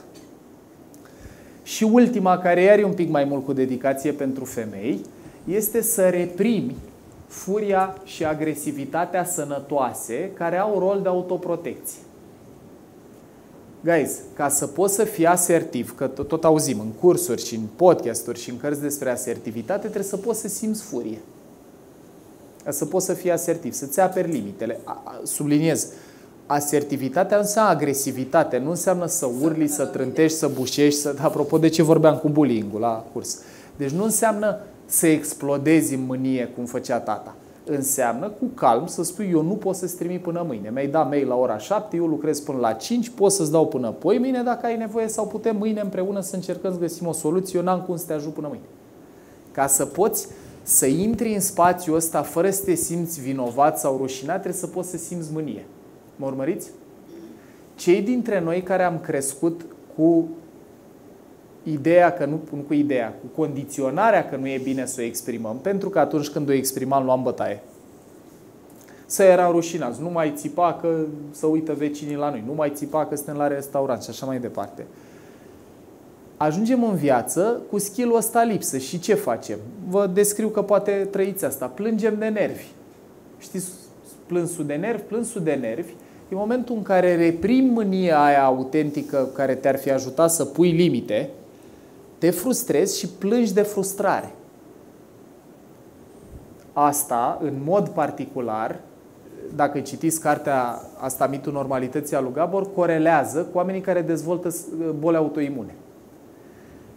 Pentru că, gândiți-vă, Gabor are o idee foarte mișto, foarte deștept omul ăsta și într-o manieră din asta metaforică mișto. Rolul mâniei, rolul agresivității sănătoase este să primească în viața noastră ce ne face bine și să respingă ce ne face rău. Are logică? Vă mai vine în minte vreun sistem din biologia noastră care are exact același rol? Nu-i cu note. Șut. Ce alt sistem din biologia noastră are rolul să primească ce ne face bine și să respingă ce ne face rău? Când bem apă și facem pipi. Da, dar ăla primește ce îi dai, dacă vrei. Unul care și respinge ce îți face rău. Sistemul imunitar, guys. Sistemul imunitar exact asta face. Primește ce ne face bine, permite să intre în noi ce ne face bine și respinge ce ne face rău. Și Gabor are ideea asta, eu nu sunt nici terapeut, nici vă zic ce văd la el și mi se pare că are sens. Dacă eu nu pot să-mi trăiesc emoțiile și în mod particular asta, am învățat să nu mai simt, să o reprim, sistemul meu imunitar nu mai poate să-și dea seama ce îmi face bine și rău. Și dacă eu nu pot să exprim furie în exterior, din people pleasing, din dorința de a nu supăra, de a nu avea conflicte, ce face sistemul imunitar la boli autoimune? Atacă propriul organism. Deci dacă problema nu e în exterior, că pare că niciodată nu e în exterior, că noi nu exprimăm mânie, trebuie să fie în interior, probabil. Și să atacă pe el însuși. Nu știu de unde am plecat, dar aici am ajuns. Nici eu nu mai știu. Așa că o să sar direct la o întrebare care venise din public. Când trebuie să te schimbi tu ca să te adaptezi mediului și când trebuie să schimbi, de fapt, mediul, să pleci din mediul acela pentru că e nepotrivit pentru tine? Deci, presupunând că corpul îți dă niște semne, e la tine sau e la ceilalți? Eu aș vorbi și de ordine, și anume că prima dată ajută să încerci să te schimbi pe tine, că e lucru pe care ai cel mai mare control. Dacă vă gândiți, nu poți să ai control nici pe copil, pe partener de viață, pe șef, pe colegi, poți să ai control pe cum te uiți tu la ce vine din exterior. Cu o notă de subsol foarte importantă. Uite, am vorbit și noi la curs azi un pic despre asta. Dacă, de exemplu, pe mine, eu îmi doresc să schimb țara în care trăiesc pentru că vreau spitale, indiferent cum mă uit la asta, în România nu o să le găsesc. Dacă vreau un act medical de calitate, dacă mă gândesc la asta și prioritar pentru mine, ele nu există aici. Sau dacă vreau autostrăzi. Indiferent ce fel de gândire pozitivă, terapie, practic, nu voi vedea mai multe autostrăzi, că ele nu există. Dacă aia e ce mă agresează cu adevărat și ce îmi produce disconfort, ăla e momentul când e bine să schimb mediul. Are sens? Sau dacă trăiesc într-o relație, de exemplu, abuzivă. Dacă trăiesc într-o relație abuzivă fizic, iau bătaie, de exemplu, de la partenerul de viață, sau trăiesc abuz fizic sau abuz psihologic, ăla e un moment în care, dacă văd că iau bătaie, e bine să plec din relația respectivă, să schimb mediul, dacă vreți. Trecând peste zicala românească, mă bate pentru că mă iubește. Am auzit și perspectivele astea.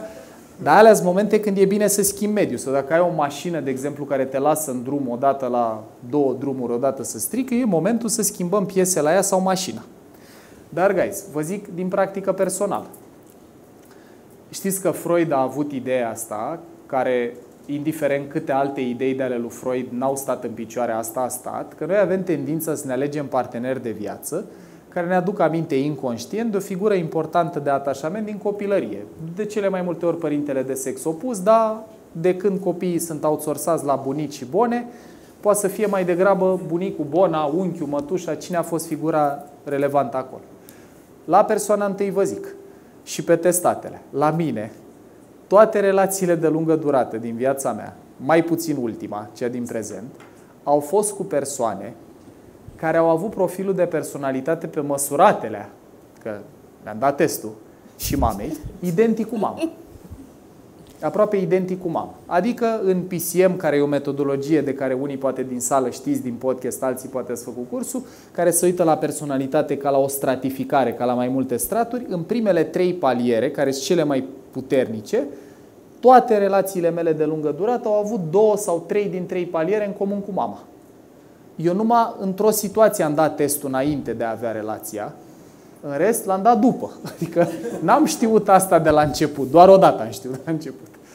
Vă dau exemplul ăsta de ce? Pentru că e și cartea asta sau ideea că oriunde te duci, dai de tine. Adică eu am încercat să schimb mediul extern și am tot încercat cu persoane diferite care după... opresc ăsta să nu vă doară ochii. Care după ce puteai vedea de la aspect fizic, la, nu știu, carieră, la lucruri, erau foarte diferite. Orașe diferite, facultăți diferite, lucruri diferite. Dar când ajungeam la lucrurile alea de dinamică psihologică și emoțională care chiar contează, același tipar. Ce era comun acolo? Eu. Care era elementul comun? Eu eram elementul comun. Specific, ce făceam? Am vorbit și în episodul 6, cred, din podcast. Alegeam persoane pe care trebuia să le salvez. Cumva. Ori fizic, o neajutorare fizică, trebuia să fac ceva fizic să ajut. Ori material, ori funcțional, ori să gândesc în locul lor. ce câștigam? Că niciodată chestiile astea nu vin, nu sunt din altruism, e dintr-un câștig inconștient. Ce câștigam? Semnificație, sunt important, sunt valoros, sunt apreciat și confundam asta cu iubirea și cu cât simțeam că îmi lipsesc mai multe lucruri, cu atât mă străduia mai tare. Și acolo, Chris, cam asta e ideea. Dacă încerci să schimbi mediul o dată, de 2, de 3 ori și vezi că, băi, indiferent cu ce șef lucrezi, mi se pare că toți sunt proști. Care e constant aici? Știu că asta doare, da? Indiferent la ce organizație am lucrat, mie îmi pare că mă plătesc prost, că nu iau suficient de mulți bani. Și aia e și o chestie măsurabilă, adică poți să vezi dacă au crescut, au scăzut. Atunci e probabil ceva în interiorul meu care e de adresat. O să mai te rog să încerc să sumarizez cam cum am înțeles că ar fi pașii schimbării, okay. Să mă corectez așa pe scurt, că să mai luăm poate câteva întrebări din public. Hai să vedem cum te iese pe scurt. Mi-a ieșit așa. E teasing pe scurt. Asta când zici pe scurt. Hai, să vedem.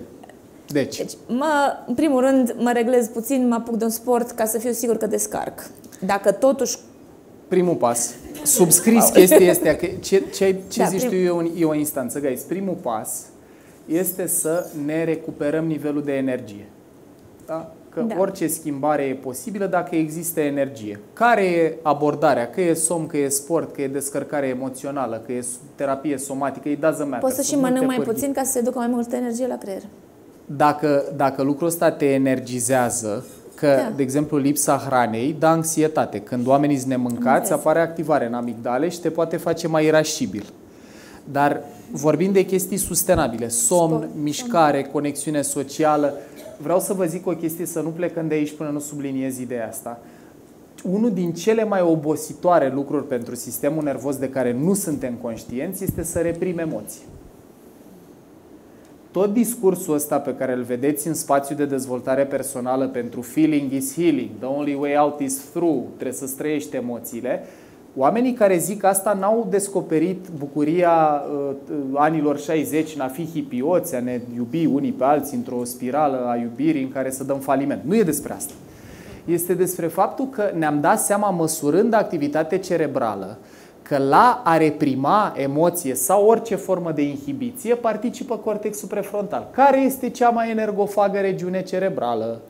Și atunci, cu cât o persoană cheltuiește mai multă energie pe a nu intra în contact cu diferite stări, cu atât te simți mai epuizat. Că poți să te uiți, de exemplu, la o persoană care are un job aparent relaxant sau poate nici nu muncește și să zici că e tot timpul obosită. De ce? Trebuie să vedem și cât ține în ea. Pentru mine, în 2023, cel mai util lucru a fost faptul că de atâta epuizare n-am mai putut să reprim emoții. N-am mai putut să țin în mine. Am avut sesiuni de ore de plâns. Pentru că nu mai puteam să țin. Toată energia cu care am reușit ani de zile să reprim nu mai era disponibilă. De la atâta efort nu mai aveam energie aici. Și în spațiul ăla n-a fost plăcut, dar a fost foarte eliberator. Da? Deci definim primul pas ca recuperare de energie prin orice fel de metode pe care le-am zis. Da. După aceea, atenție la corp, să vedem dacă constant reapare stresul care... Și la ce ne face bine, nu doar la ce ne face rău, că corpul e o busolă foarte bună despre ce ne face bine.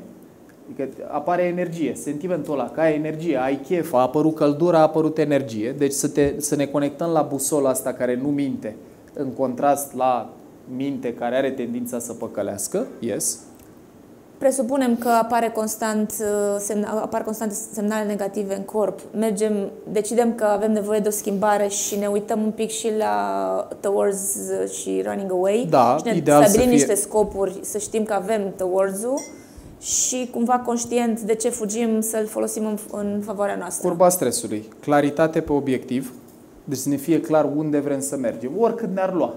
Guys, claritatea aia, care poate să fie iterativă. Uite, noi lucrăm acum la un program de orientare profesională, că sunt mulți tineri care nu știu ce să facă, mai ales în lumea asta în care au sentimentul că pot să facă orice, și mulți adulți care nu-și mai găsesc locul în propria viață. Și am încercat să asamblăm niște pași. O să fie sezonul 12 în podcast la anul, o să lansăm asta, cu cum să te orientezi cât de cât cu o structură și o fundamentare științifică în procesul ăsta. Și acolo o idee este că ați da seama care ți-e drumul, nu e o iterație care se întâmplă dintr-un foc. S-ar putea să-ți dai seama, eu nu mai vreau să muncesc atât. Pasul 1. Away from. Ok, dar cât vrei să muncești și ce vrei să faci? Asta s-ar putea să apară ca o chestie vagă inițial. Vreau să fac mai mult chestii care nu mai implică atâta politică. Poate mediul corporate, simțiți câte ore să pierd pe meeting-uri politice unde alegem, să zicem, kind reminder în loc de a 3 ore când îți dau mesajul ăsta, dă-și tu documente. Știți ce zic? Team building. Și iterație după iterație îți spune corpul: uite că m-am simțit mai puțin obosit în activitatea asta decât în activitatea asta. Uite, la asta am simțit energia, aș mai face. La asta numai când m-am gândit la o face. Deci avem răbdare cu pasul ăsta că poate exact. dura. Răbdare și a observa ce ne spune corpul, nu ce ne spune mintea. Ok. Da? Și după aceea implementăm cumva cu răbdare, cu ancore, cu blândețe, cu ajutor, prieten psiholog, continuăm pasul 1 cu tot ce ne-a făcut bine. Da. Și mai măsurăm, mai ne iertăm un pic că n-am chiar reușit. Intervine și iertarea, oare, în toată... Compasiunea de sine, aș zice. Da. Self-compassion ăsta. Adică să înțeleg că eu atât am putut azi. În altă zi am putut mai mult. Mâine poate o să pot mai mult ca azi. Eu azi atâta resurse am avut. Ceea ce e mult mai ușor de zis decât de făcut. Adică, probabil că simțiți asta. Mie mi-a fost cel mai greu să simt asta. Este episodul 8 din sezonul ăsta 10. Mi-a fost cel mai greu și să-l scriu și să-l înregistrez, în care vorbesc fix despre asta, despre iubire de sine și compasiune de sine. Pentru cei dintre noi care n-am trăit-o, n-am avut sentimentul ăsta că suntem iubibili indiferent cum performăm. Eu mi-aduc aminte ani de zile, Chris, în care ideea de iubire de sine era un concept foarte... Îl înțelegeam așa în teorie, cam la ce s-a referit, dar nu știam cum să simte. Și în cazul meu, eu am avut nevoie să o simt de la altcineva, din exterior. Am avut efectiv nevoie în viața adultă să simt în relație cu cineva că sunt iubit, indiferent cum sunt, să pot să plâng în brațele persoanei elea, ca mintea mea să înțeleagă, ok, deci așa se simte, și după aia am putut să o simt față de mine. Nu știu dacă e așa în general, s-ar putea, dacă o trăim în copilărie, să ne fie mai ușor să trăim în viața adultă, că avem modelul instalat în sistemele de memorie, știm cum să simte. Dar compasiunea asta de sine cred că e esențială, pentru că dacă nu o avem, e posibil să capitulăm, ne apucăm, încercăm 2 săptămâni, nu merge, e altul mai bun, mă gândeam, odată compasiunea și tot în pasul ăsta 4 în care stabilesc ce vreau să schimb, să nu pun prea multe în sacoșa aia, să-mi stabilesc o prioritate, că probabil că nu poți să faci toate schimbările pe care ți le-ai dori, chiar dacă te simți echipat. Nu.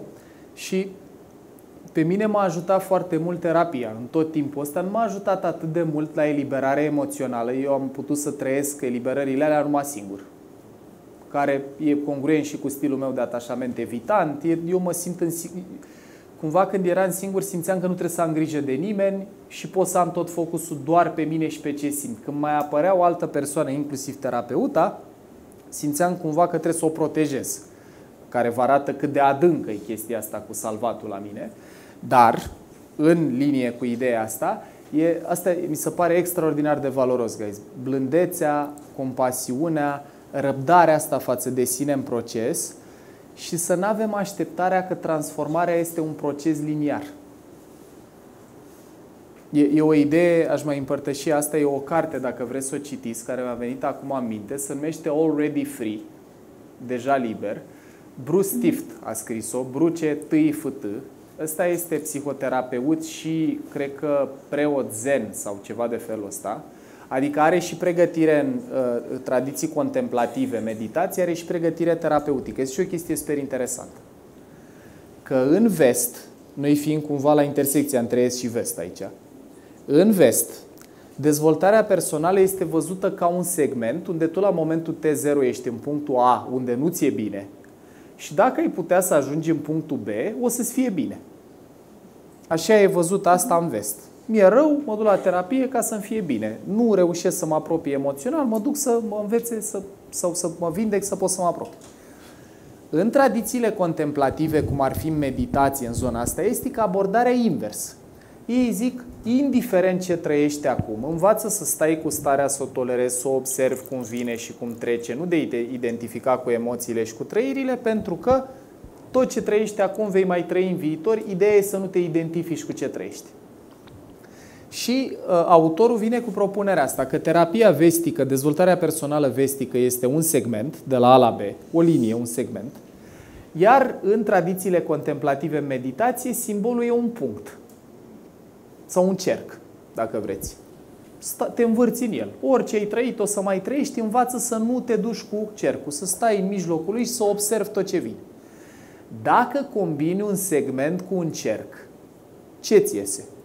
O spirală în care, nu bivolarul, deci nu în sensul ăla, în sensul în care eu sunt aici și am o traiectorie, știu unde vreau să ajung, am claritate pe obiectiv. Ce ne spune și neuroștiința? E bine să știi unde vrei să mergi. Dar în procesul de a ajunge aici, de aici, sunt confortabil că o să mă tot învârt până aceleași teme, avansând totuși, până când la un moment dat o să ajung în punctul ăla, dar nu cu un proces liniar. Dificultatea cu controlul cu care poate unii dintre noi ne luptăm, o să ne mai luptăm cu ea. Ideea e fail better. Eșuează mai puțin rău. Dificultatea, nu știu, cu people pleasing-ul, cu a pune limite și a spune nu. O să mai trăim asta, poate toată viața. Unele dintre ele s-ar putea să rămână cu noi toată viața, în funcție de cât de puternic au fost scrise în sistemul nervos inițial. Ideea e să progresezi. Cred că de-aia ajută să și mai măsori din când în când, sau să iei feedback, sau să fie cineva lângă tine ca un terapeut, să poată confirma că ai progresat. Și de la corpul e cel mai bun martor, și de la prieteni, și de la terapeut sau o persoană ideal ar fi să fie cineva care n-are o miză cu tine. Că prietenii, partenerii de viață, colegii nu vor, au o miză cu noi, au și ei agenda lor cu noi cumva și atunci inclusiv asta, de ce merită să mergem la terapie sau la coaching, dacă nu e o chestie de vindecat, e doar o chestie de conștientizat, ca să ai un sistem nervos obiectiv și care n-are nicio miză cu tine, care să poată să-ți spună lucruri pe care cei care au mize, inclusiv tu, în autoreflexie, nu ți le poți spune. E very useful. Mulțumim foarte mult. Acum am plecat cu 5 am făcut cu solistă. Mulțumim. Deja am depășit ora cu siguranță. Dacă vrei, luăm 2 întrebări, 3 întrebări. Eu aș vrea ca stat până acum, dacă aveți energie, întrebări, please. Că apreciez că a stat până acum. Sper să vă fi fost util. Așa, reflexii, întrebări. Uite, please. Poți să dai microfon, da. Dacă vreți cu microfon, dacă nu, merge și cu... Cum ai reușit să rup tiparul la partener?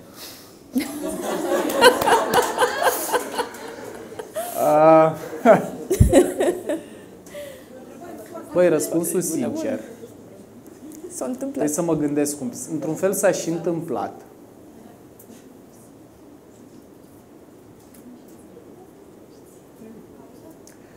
E foarte interesant într-un fel, pentru că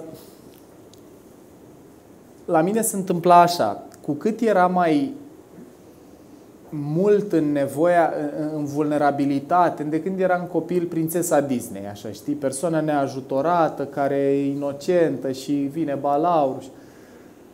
Cu cât era așa mai mult, cu atât era o atracție mai intensă. Pentru că era perfect pe scriptul pe care îl aveam. În timp, chestia asta a început să se relaxeze. În terapie, în procesul ăsta spiralat. Realitatea, dacă stau să mă gândesc, e prima dată când contemplez asta, îți mulțumesc că mă întreb că e util și pentru mine.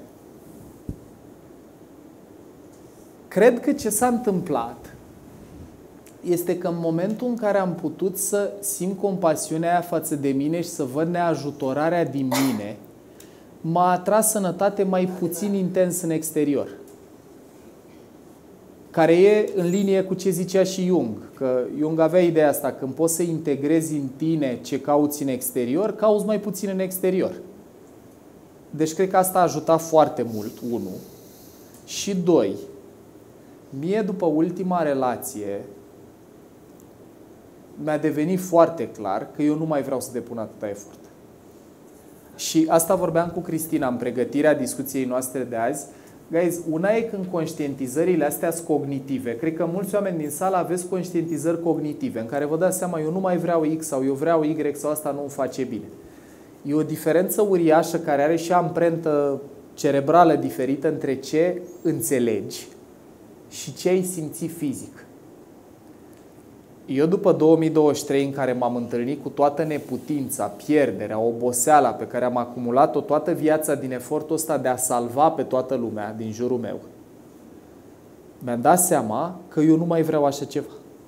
Pentru cei care știți PCM, am trăit și o schimbare de fază și indiferent dacă știți modelul ăla sau nu, a fost o schimbare fundamentală în ce s-a întâmplat în mine, care a avut mai multe componente.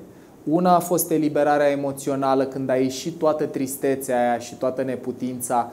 Am observat, ia uite, e neputință și în mine, deci aș putea să-mi dau și mie niște atenție, nu numai în exterior. Că vedeți și la ăștia care trăim cu complexul salvatorului și cu asta cu a fi supereroi, am zis și în episodul ăla, bă, supereroi erau totuși supereroi, adică aveau niște superputeri. Eu n-am. Adică eu n-am nici super strength, nici stamina, nu sunt nici Captain America, oricând mi-ar fi plăcut mie Batman, n-am banii lui Bruce Wayne, nu am, nu știu. Și atunci, fiind om, nu supererou, ci doar om, e util să am și claritatea asta, că mie mi se părea și că e ilegitim să spun că nu pot. Dacă cerea de la mine mai multă prezență, trebuie să fac cumva să fiu și prezent, să muncesc 14 ore, să fiu și prezent, să nu adorm la film. Deci asta aș zice că e cel mai important lucru. Unu, că am putut să simt eu în mine ce căutam în exterior mai mult. Tot îmi place un pic dacă are nevoie de mine, nu mă înțelegeți greșit, adică nu vreau să par așa că gata, sunt vindecat complet. Tot îmi place acolo să aibă un pic nevoie de mine, dar și nevoia aia, una e dacă are, de exemplu, nevoi funcționale. Am nevoie să mă sprijin cu mintea ta, am nevoie să-mi desfaci un borcan, activitatea noastră preferată. Sau am nevoie de ceva ce pot să fac și tu poți să simți că te-am ajutat și să simți satisfacție, și alta e dacă la capătul ălălalt al firului proporțional cu nevoia mea de salvare este o persoană care, indiferent cât primește, nu e niciodată de ajuns. Nu pentru că e un om rău, ci pentru că e și procesul persoanei ăleia să găsească puterea din ea ca să nu mai caute în exterior la fel de mult. Și aș zice ideea asta, că Jung a avut ideea că noi în iubire ori găsim, deci varianta pentru relația pe termen lung, ori este să găsești pe cineva care îți rupe tiparul, cu care poți să scrii o poveste nouă. Problema cu oamenii ăștia e că nu ne vor atrage foarte tare. Adică e diferența între atracție și compatibilitate. Atracția e când simt parcă te știu de o viață. Păi mă știi de o viață, că trăiesc în psihicul tău. Chiar mă știi de o viață. Doar că acum ai găsit un perete pe care să poți să proiectezi ce-ți imaginai. A cealaltă variantă, și eu aici mai degrabă cred că sunt, este să găsești pe cineva care cât de cât e în tipar. Adică are nevoie de mine, are nevoie de ceva ce eu pot și ea nu poate, dar să fie manageable. Să fie ceva ce eu pot să ofer cu bucurie din galben, nu din portocaliu, și pentru ea să fie de ajuns. Că la mine cel mai strivitor sentiment, nu neapărat în cuplu, toată viața, a fost că în relație cu anima, cu energia feminină, nimic din ce fac nu-i de ajuns. Asta era mama. Care, dacă voi le puneți pe YouTube? Putem tăia orice. Pentru că eu i-am zis de multe ori că o iubesc și a ascultat și sezonul ăsta 10 în care a plâns și ea, am plâns și eu despre călătoria asta. Cred că e util, guys, să înțelegem ce ni s-a întâmplat fără vinovăție. Că nu e ca și cum nu m-a iubit sau mi-a vrut rău. Dar faptul că dacă ștergeam praful, mai era totuși ceva ce nu făcusem bine, care trebuia corectat, a instalat în psihicul meu sentimentul ăsta, bă, dacă nu e impecabil, nu sunt safe. Și am și avut radarul inconștient, trăiască Freud, să găsesc partenere care să fie foarte focalizate pe ce ar putea fi mai bine. Care, no, e atrăgător, dar este și epuizant. Mulțumim. Cu drag. Mai avem? Să cităm un clasic în viață, altă întrebare. Să nu uităm că sunt alegeri anul ăsta, da? Vă rog, te rog. S-a schimbat percepția față de relația cu părinții în viața ta versus Da, cum s-a schimbat percepția față de relația mea cu părinții în viața de adult față de copilărie? Primul lucru este că undeva, cred că în facultate, a dispărut... nu. Frica a dispărut mai devreme. Bine, nu pot zic că trăiam frică. Trăiam o doză de anxietate pe fondul ăsta mai de coerciție pe care mama l-avea mai mult din iubire, din preocupare. Dar când am plecat la facultate, la București, eu fiind din Ploiești de fel, asta s-a schimbat. Undeva, când eram în anul 2, parcă, tata a făcut o tentativă antreprenorială care nu i-a mers, a pierdut foarte mulți bani și era un punct în care nu ai putut să-mi dea bani în anul 2. Deloc. Eu nu eram tocmai pregătit să mă descurc financiar singur în anul 2, munceam din liceu, dar nu eram pregătit să fie toată presiunea pe mine. Și simt că acolo a dispărut rolul psihologic de părinți. Adică nu i-am mai văzut ca părinte. I-am văzut mai degrabă ca adulți. Și ei sunt și ei oameni. A dispărut viziunea aia de protector. Strike one. Ăla a fost primul lucru. Ce s-a întâmplat după aia, din complexul ăsta al Salvatorului, este că am ajuns în punctul în care, când am început eu să pot, am început eu să-i salvez pe ei. De la plătit taxe la stat pentru firmele care nu puteau, de la a-i da bani când se opreau conturile, lucruri care nu se întâmplau foarte des, dar se întâmplau și în terapie. Știu că, făcând terapie mulți ani, mă întreabă, bă, dar ți se pare normal ca tu să-i dai lui bani să-și plătească salariile la o firmă care nu merge? A treia oară? Nu. Păi și de ce o faci? Păi nu așa, nu asta înseamnă să fii un copil bun, nu? Păi gândește-te, cine anume face asta într-o relație? Părintele sau copilul? Cine ar trebui să-l sprijine pe ălălalt mai neam? Deci lucrul ăsta, plus faptul că toată munca asta de cunoaștere de sine m-a ajutat să înțeleg mai întâi de unde îmi vin anumite lucruri și cu toată sinceritatea primul sentiment a fost de furie. Primul lucru când m-am prins, eu din cauza acum te-ai purtat cu mine, mama, am trăit asta, primul sentiment a fost furie, care a durat niște ani. Și recunosc că acolo am niște păreri de rău sau am niște regrete, pentru că în perioada aia o persecutam destul de mult. Când ajungeam în conflicte, eram foarte, din cauza ta am făcut, uită-te că nici acum nu poți să te abții, uită-te că nu știu ce. Când s-a mai stins din furia aia, care era multă furie reprimată de când eram copil, pe care n-am putut să o ventilez atunci, și când am simțit că pot, a început să iasă, a început să apară mult mai multă compasiune. Adică sentimentul ăsta că, a făcut tot ce a putut, m-a iubit cum a știut mai bine, dar atâta skill a avut. Și am putut să fac diferența între intenție și abilitate. Poți să ai cele mai bune intenții, dar să nu știi cum să faci, să nu te pricepi la lucrul ăla, să nu-ți iasă. Eu nu pot să fiu supărat pe un om care a avut cea mai bună intenție, dar atâta a știut. Și, again, copilăria mea, în comparație cu copilăria părinților mei, a fost foarte bună. Mie nu mi-a murit niciun părinte în primii ani din viață. N-am luat bătaie așa cum să lua înainte și am luat doar de la unul, nu de la amândoi.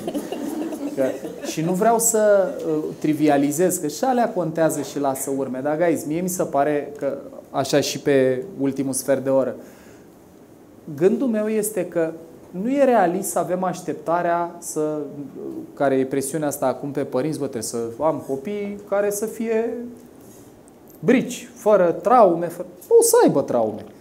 Toată treaba este să fie mai puțin severe decât ale noastre, să dureze mai puțin să-și recableze sau să vindece circuitele alea. E despre failing better. Eu sunt perfect împăcat cu momentul în care o să fiu părinte, pentru care mă pregătesc din toate punctele de vedere. O să greșesc cu tot ce știu.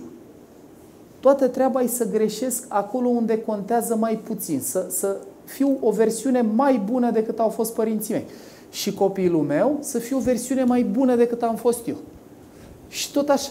Asta e tot ce pot să sper. Gândiți-vă că noi acum, bunicii noștri, vă aduceți aminte, Barbariile alea cu să stai pe coș de nucă în genunchi cu mâinile ridicate. Bă, epoca de piatră. Să te lovească cu nuiaua peste degete când nu făceai nu știu ce bine. Eu am făcut clasa cu profil sportiv la volei la Mihai Viteazu în Ploiești. Am avut un antrenor care când un copil greșea, îl bătea fizic. Unuia i-a rupt piciorul. A făcut un plonjon greșit când s-a aruncat după minge și s-a dus și l-a călcat pe picior și i-a rupt piciorul. Asta se întâmpla acum 20 de ani, nu acum 200 de ani. Deci, mie mi se pare că dacă noi suntem o generație aici de părinți în sală care nu mai folosesc pedeapsă corporală, care nu mai leagă performanța de iubirea de performanță, care nu le cer copiilor lor să le devină părinți și să doarmă când vrea părintele și să mănânce când vrea părintele și să facă tot ce vrea când vrea părintele, o să fie an lumină mai bine lumea în care trăim noi. Avem tendința din perfecționism să overcomplicate. Aoleu, Doamne, a urlat 20 de secunde. Oare o fi traumatizat? Oare... Nu, probabil că nu. Suntem mai rezilienți de atât. Adică... Ăsta e gândul. Please. Paul, bagajul de cunoștințe și toată partea asta teoretică l-ai avut și înainte de 2023 și clar că l-ai și acum. Dar ce faci acum concret ca să nu mai ajungi în burnout? Și dacă ăsta e un târg în care te urmărește, ți-e frică poate nu ajungi acolo? Repet întrebarea. Deci era așa, că bagajul de cunoștințe a fost și înainte de 2023 și e și după, ce știu. Ce e diferit în cum mă port și cum trăiesc după anul respectiv și dacă mi-e teamă să n-ajung chiar la burnout. Ce e diferit este că sunt mult mai în contact cu ce simt fizic, corporal.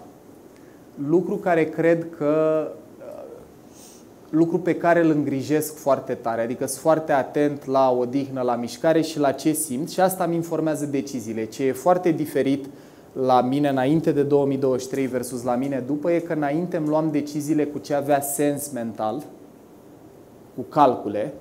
Acum e un mix între ce îmi spune corpul și ce are sens, unde ce cântărește mai greu e ce îmi spune corpul. De exemplu, așa am luat decizia să fac mult mai puține cursuri corporate cu companii, pentru că mă simțeam foarte obosit să văd oameni care sunt overworked, cu obiective nerealist de mari, care fac tot ce ține de ei să fie bine și nu le ating și eu trebuia să fac cursuri despre gestiunea stresului și mă simțeam oribil. Când dădeam seama că orice am eu să spun, ție nu o să-ți facă cu adevărat viața mai bună dacă nu pleci de acolo. Și asta simțeam fizic. Vreau să fac mai multe vorbiri. Uite cum e ce trăiesc acum cu voi, că asta îmi dă energie. Am vorbit de la 10 până la 6 în curs și acum încă 2 ore și nu mă simt obosit. Cum mă simt după o zi într-o companie unde nici ei nu-și doresc să fie acolo neapărat și așa mai departe. E doar un exemplu. Ăsta e unul.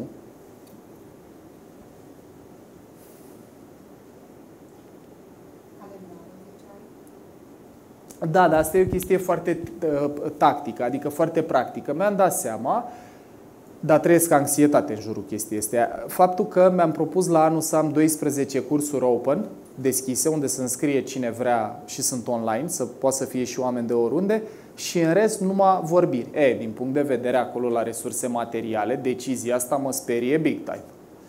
Pentru că cursurile alea corporate, chiar dacă mă storceau de energie, vitalitate și altele, din perspectivă materială aveau sens, îmi dădeau siguranță. Și ăsta e un experiment pe care vreau să-l fac. Am zis, dacă nu încerc, nu o să știu cum e și tot amân momentul ăsta de ceva timp, hai să văd cum e, un an. Dacă văd că nu merge treaba, e un safety net, adică nu sar cu parașuta fără siguranță, nu sar din avion fără parașută, fără siguranță. Dar asta cu corpul aș zice că e cea mai importantă chestie, că îmi dă feedback tot timpul. Tot timpul. Efectiv, am avut și momente când numai simulând idei, uite, vă dau ca exemplu proiectul ăsta la care lucrăm acum, cu orientarea vocațională, se va numi ADN vocațional. Și când m-am gândit la el, am zis, facem încă un podcast, mai facem un site, o identitate vizuală nouă, un nou pachet de abonament. Numai când mă gândeam la asta, simțeam că pleacă energia din mine. Pe mine, ideea orientării vocaționale, pasionându-mă încă de acum vreo 18 ani. Am avut preocuparea și convingerea asta că toți avem talente, toți avem pasiuni și lucruri valoroase de oferit. Dacă am avea și metodă în cum ne uităm la asta, nu numai ești bun la a vorbi, fă-te avocat, ești bun la matematică, fă-te inginer, că cumva ăsta e nivelul curent. Și când am contemplat proiectul și am văzut cum mă simt la gândul de a mai porni încă un podcast, încă un brand, am zis, nu. Ăsta o să fie un sezon din podcastul Mind Architect pe care oricum îl continui. O să fie un curs în Online Academy la Mind Architect, nu un site diferit, cu altă platformă, cu alte nebunii, și s-a relaxat corpul. Am zis, ok, acum simt energie, de asta am chef. Are sens, dragilor? Așa ca busolă. Da? E cel mai sincer martor al experiențelor noastre. Și în ce v-am arătat cu tipurile alea de bogăție, alt lucru la care mă uit diferit este ăsta de a încerca să le țin pe toate în echilibru, nu una foarte sus și restul vom vedea noi.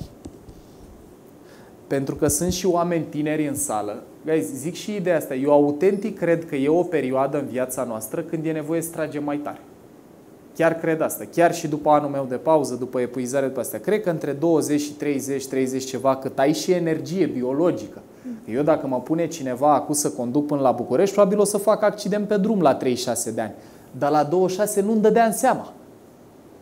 Mai luam și notițe pentru vreun curs în timp ce conduceam. Ăla e un moment bun să muncești mai mult, să tragi de tine. Nu în sensul destructiv, ci în sensul în care e perioada în care e firesc să tragi mai tare și să acumulezi. Ca după aia, când îți și scade nivelul de energie în mod natural și apar alte zone de focus, familie și așa mai departe, să poți. Pentru că cred că și ăsta e un risc. Să mergem în spațiu în care vorbim despre în viață, trebuie să trăiești echilibru, să faci lucruri cu sens, să trăiești conexiune și să n-ai din ce mânca. Pentru că dacă ne uităm la generațiile mai după 2000 așa, aici suntem mai degrabă, știți, la baby boomers era totul despre securitate financiară și materială, acum totul despre sens, vreau să work from home, să-mi placă munca, dacă nu instant gratification îmi dau demisia. Mijlocul, zic. Între astea două, echilibru. Și la cei care ne-am sacrificat pe altarul capitalist e bine să ne mai dăm seama că există viață după muncă, dar și în cazul celor care vor doar să trăiască the good life fără efortul ăla pe care l-a cerut, îl cere performanța în orice domeniu, cred că e dificil. Mijlocul mi se pare că e dezirabil. O să intervin, o să spun că te iubim indiferent de performanța din... A fost foarte fain talk-ul, dar te iubim oricum. A fost... De-abia așteptăm să fie și online, să-l mai putem revedea. Cu iubire. Și ne bucurăm dacă ți-am și dat energie și nu ți-am foarte multă consumat. Și vă mulțumesc din inimă că a stat până acum. Nu știu dacă a stat pentru că nu puteți ieși unde sunteți. Mă uitam la voi așa pe măsură ce trecea timpul și mai vedeam că... Dar vă mulțumesc din suflet că a stat până acum. Dragilor, și uite, eu zic asta în general la vorbiri live, dar simt să vă zic și vouă, pe lângă faptul că vă mulțumesc pentru primirea asta la Cluj, live, vă mulțumesc din inimă pentru ea. Și n-ai apucat să ne zici de Cluj, ce ți-a făcut Clujul? Raluca Anton, pe scenă la Ateneu, în discuție cu ea, mi-am dat seama de aia cu iubirea și cu aprecierea. Dar vreau să spun că, sincer, unul din motivele care mie îmi dau mult entuziasm și încredere și țin departe de mine ideea de a emigra, este că există genul ăsta de adunări unde vorbim despre cunoaștere de sine, emoții și așa mai departe și a fost o sală plină în mijlocul săptămânii, miercuri sau ce zi e azi, până la aproape ora 9. Bă, e foarte mișto asta. Este foarte mișto. Vă zic fără niciun fel de apropo politic, dacă am ieșit la fel de mulți și la vot, constant zic, cred că ar fi mai bine și în rest, așa, nu numai în bule, s-ar putea să se propage binele ăsta și nu e despre cu cine votăm, e să ne pese la fel de mult și de momentele alea cum ne pasă de astea. Pentru mine e o super bucurie și vă mulțumesc din inimă și mă înclin la propriu în fața voastră că vă preocupă lucrurile astea, fie că sunteți tineri sau părinți sau antreprenori sau angajați.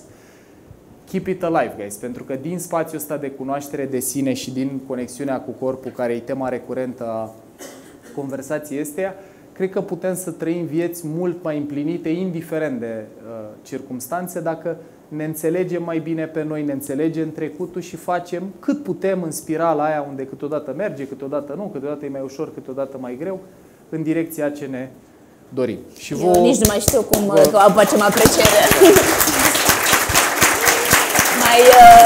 anunț o surpriză. Colegul nostru din Târgu Mureș-Mircea a făcut niște linogravuri. Mulțumesc, Nu o să Mircea. explic aici ce înseamnă, E dar super. sunt ediție limitată, sunt 18 bucăți.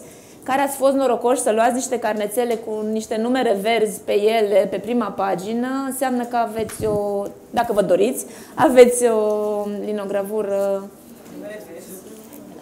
Da, scrie un număr. Dacă scrie un număr, primești, pentru că contează numărul. Da, o să vi le... Dar trebuie numerele. Mulțumim foarte mult! Mulțumesc și seară frumoasă, dragilor. Numai bine!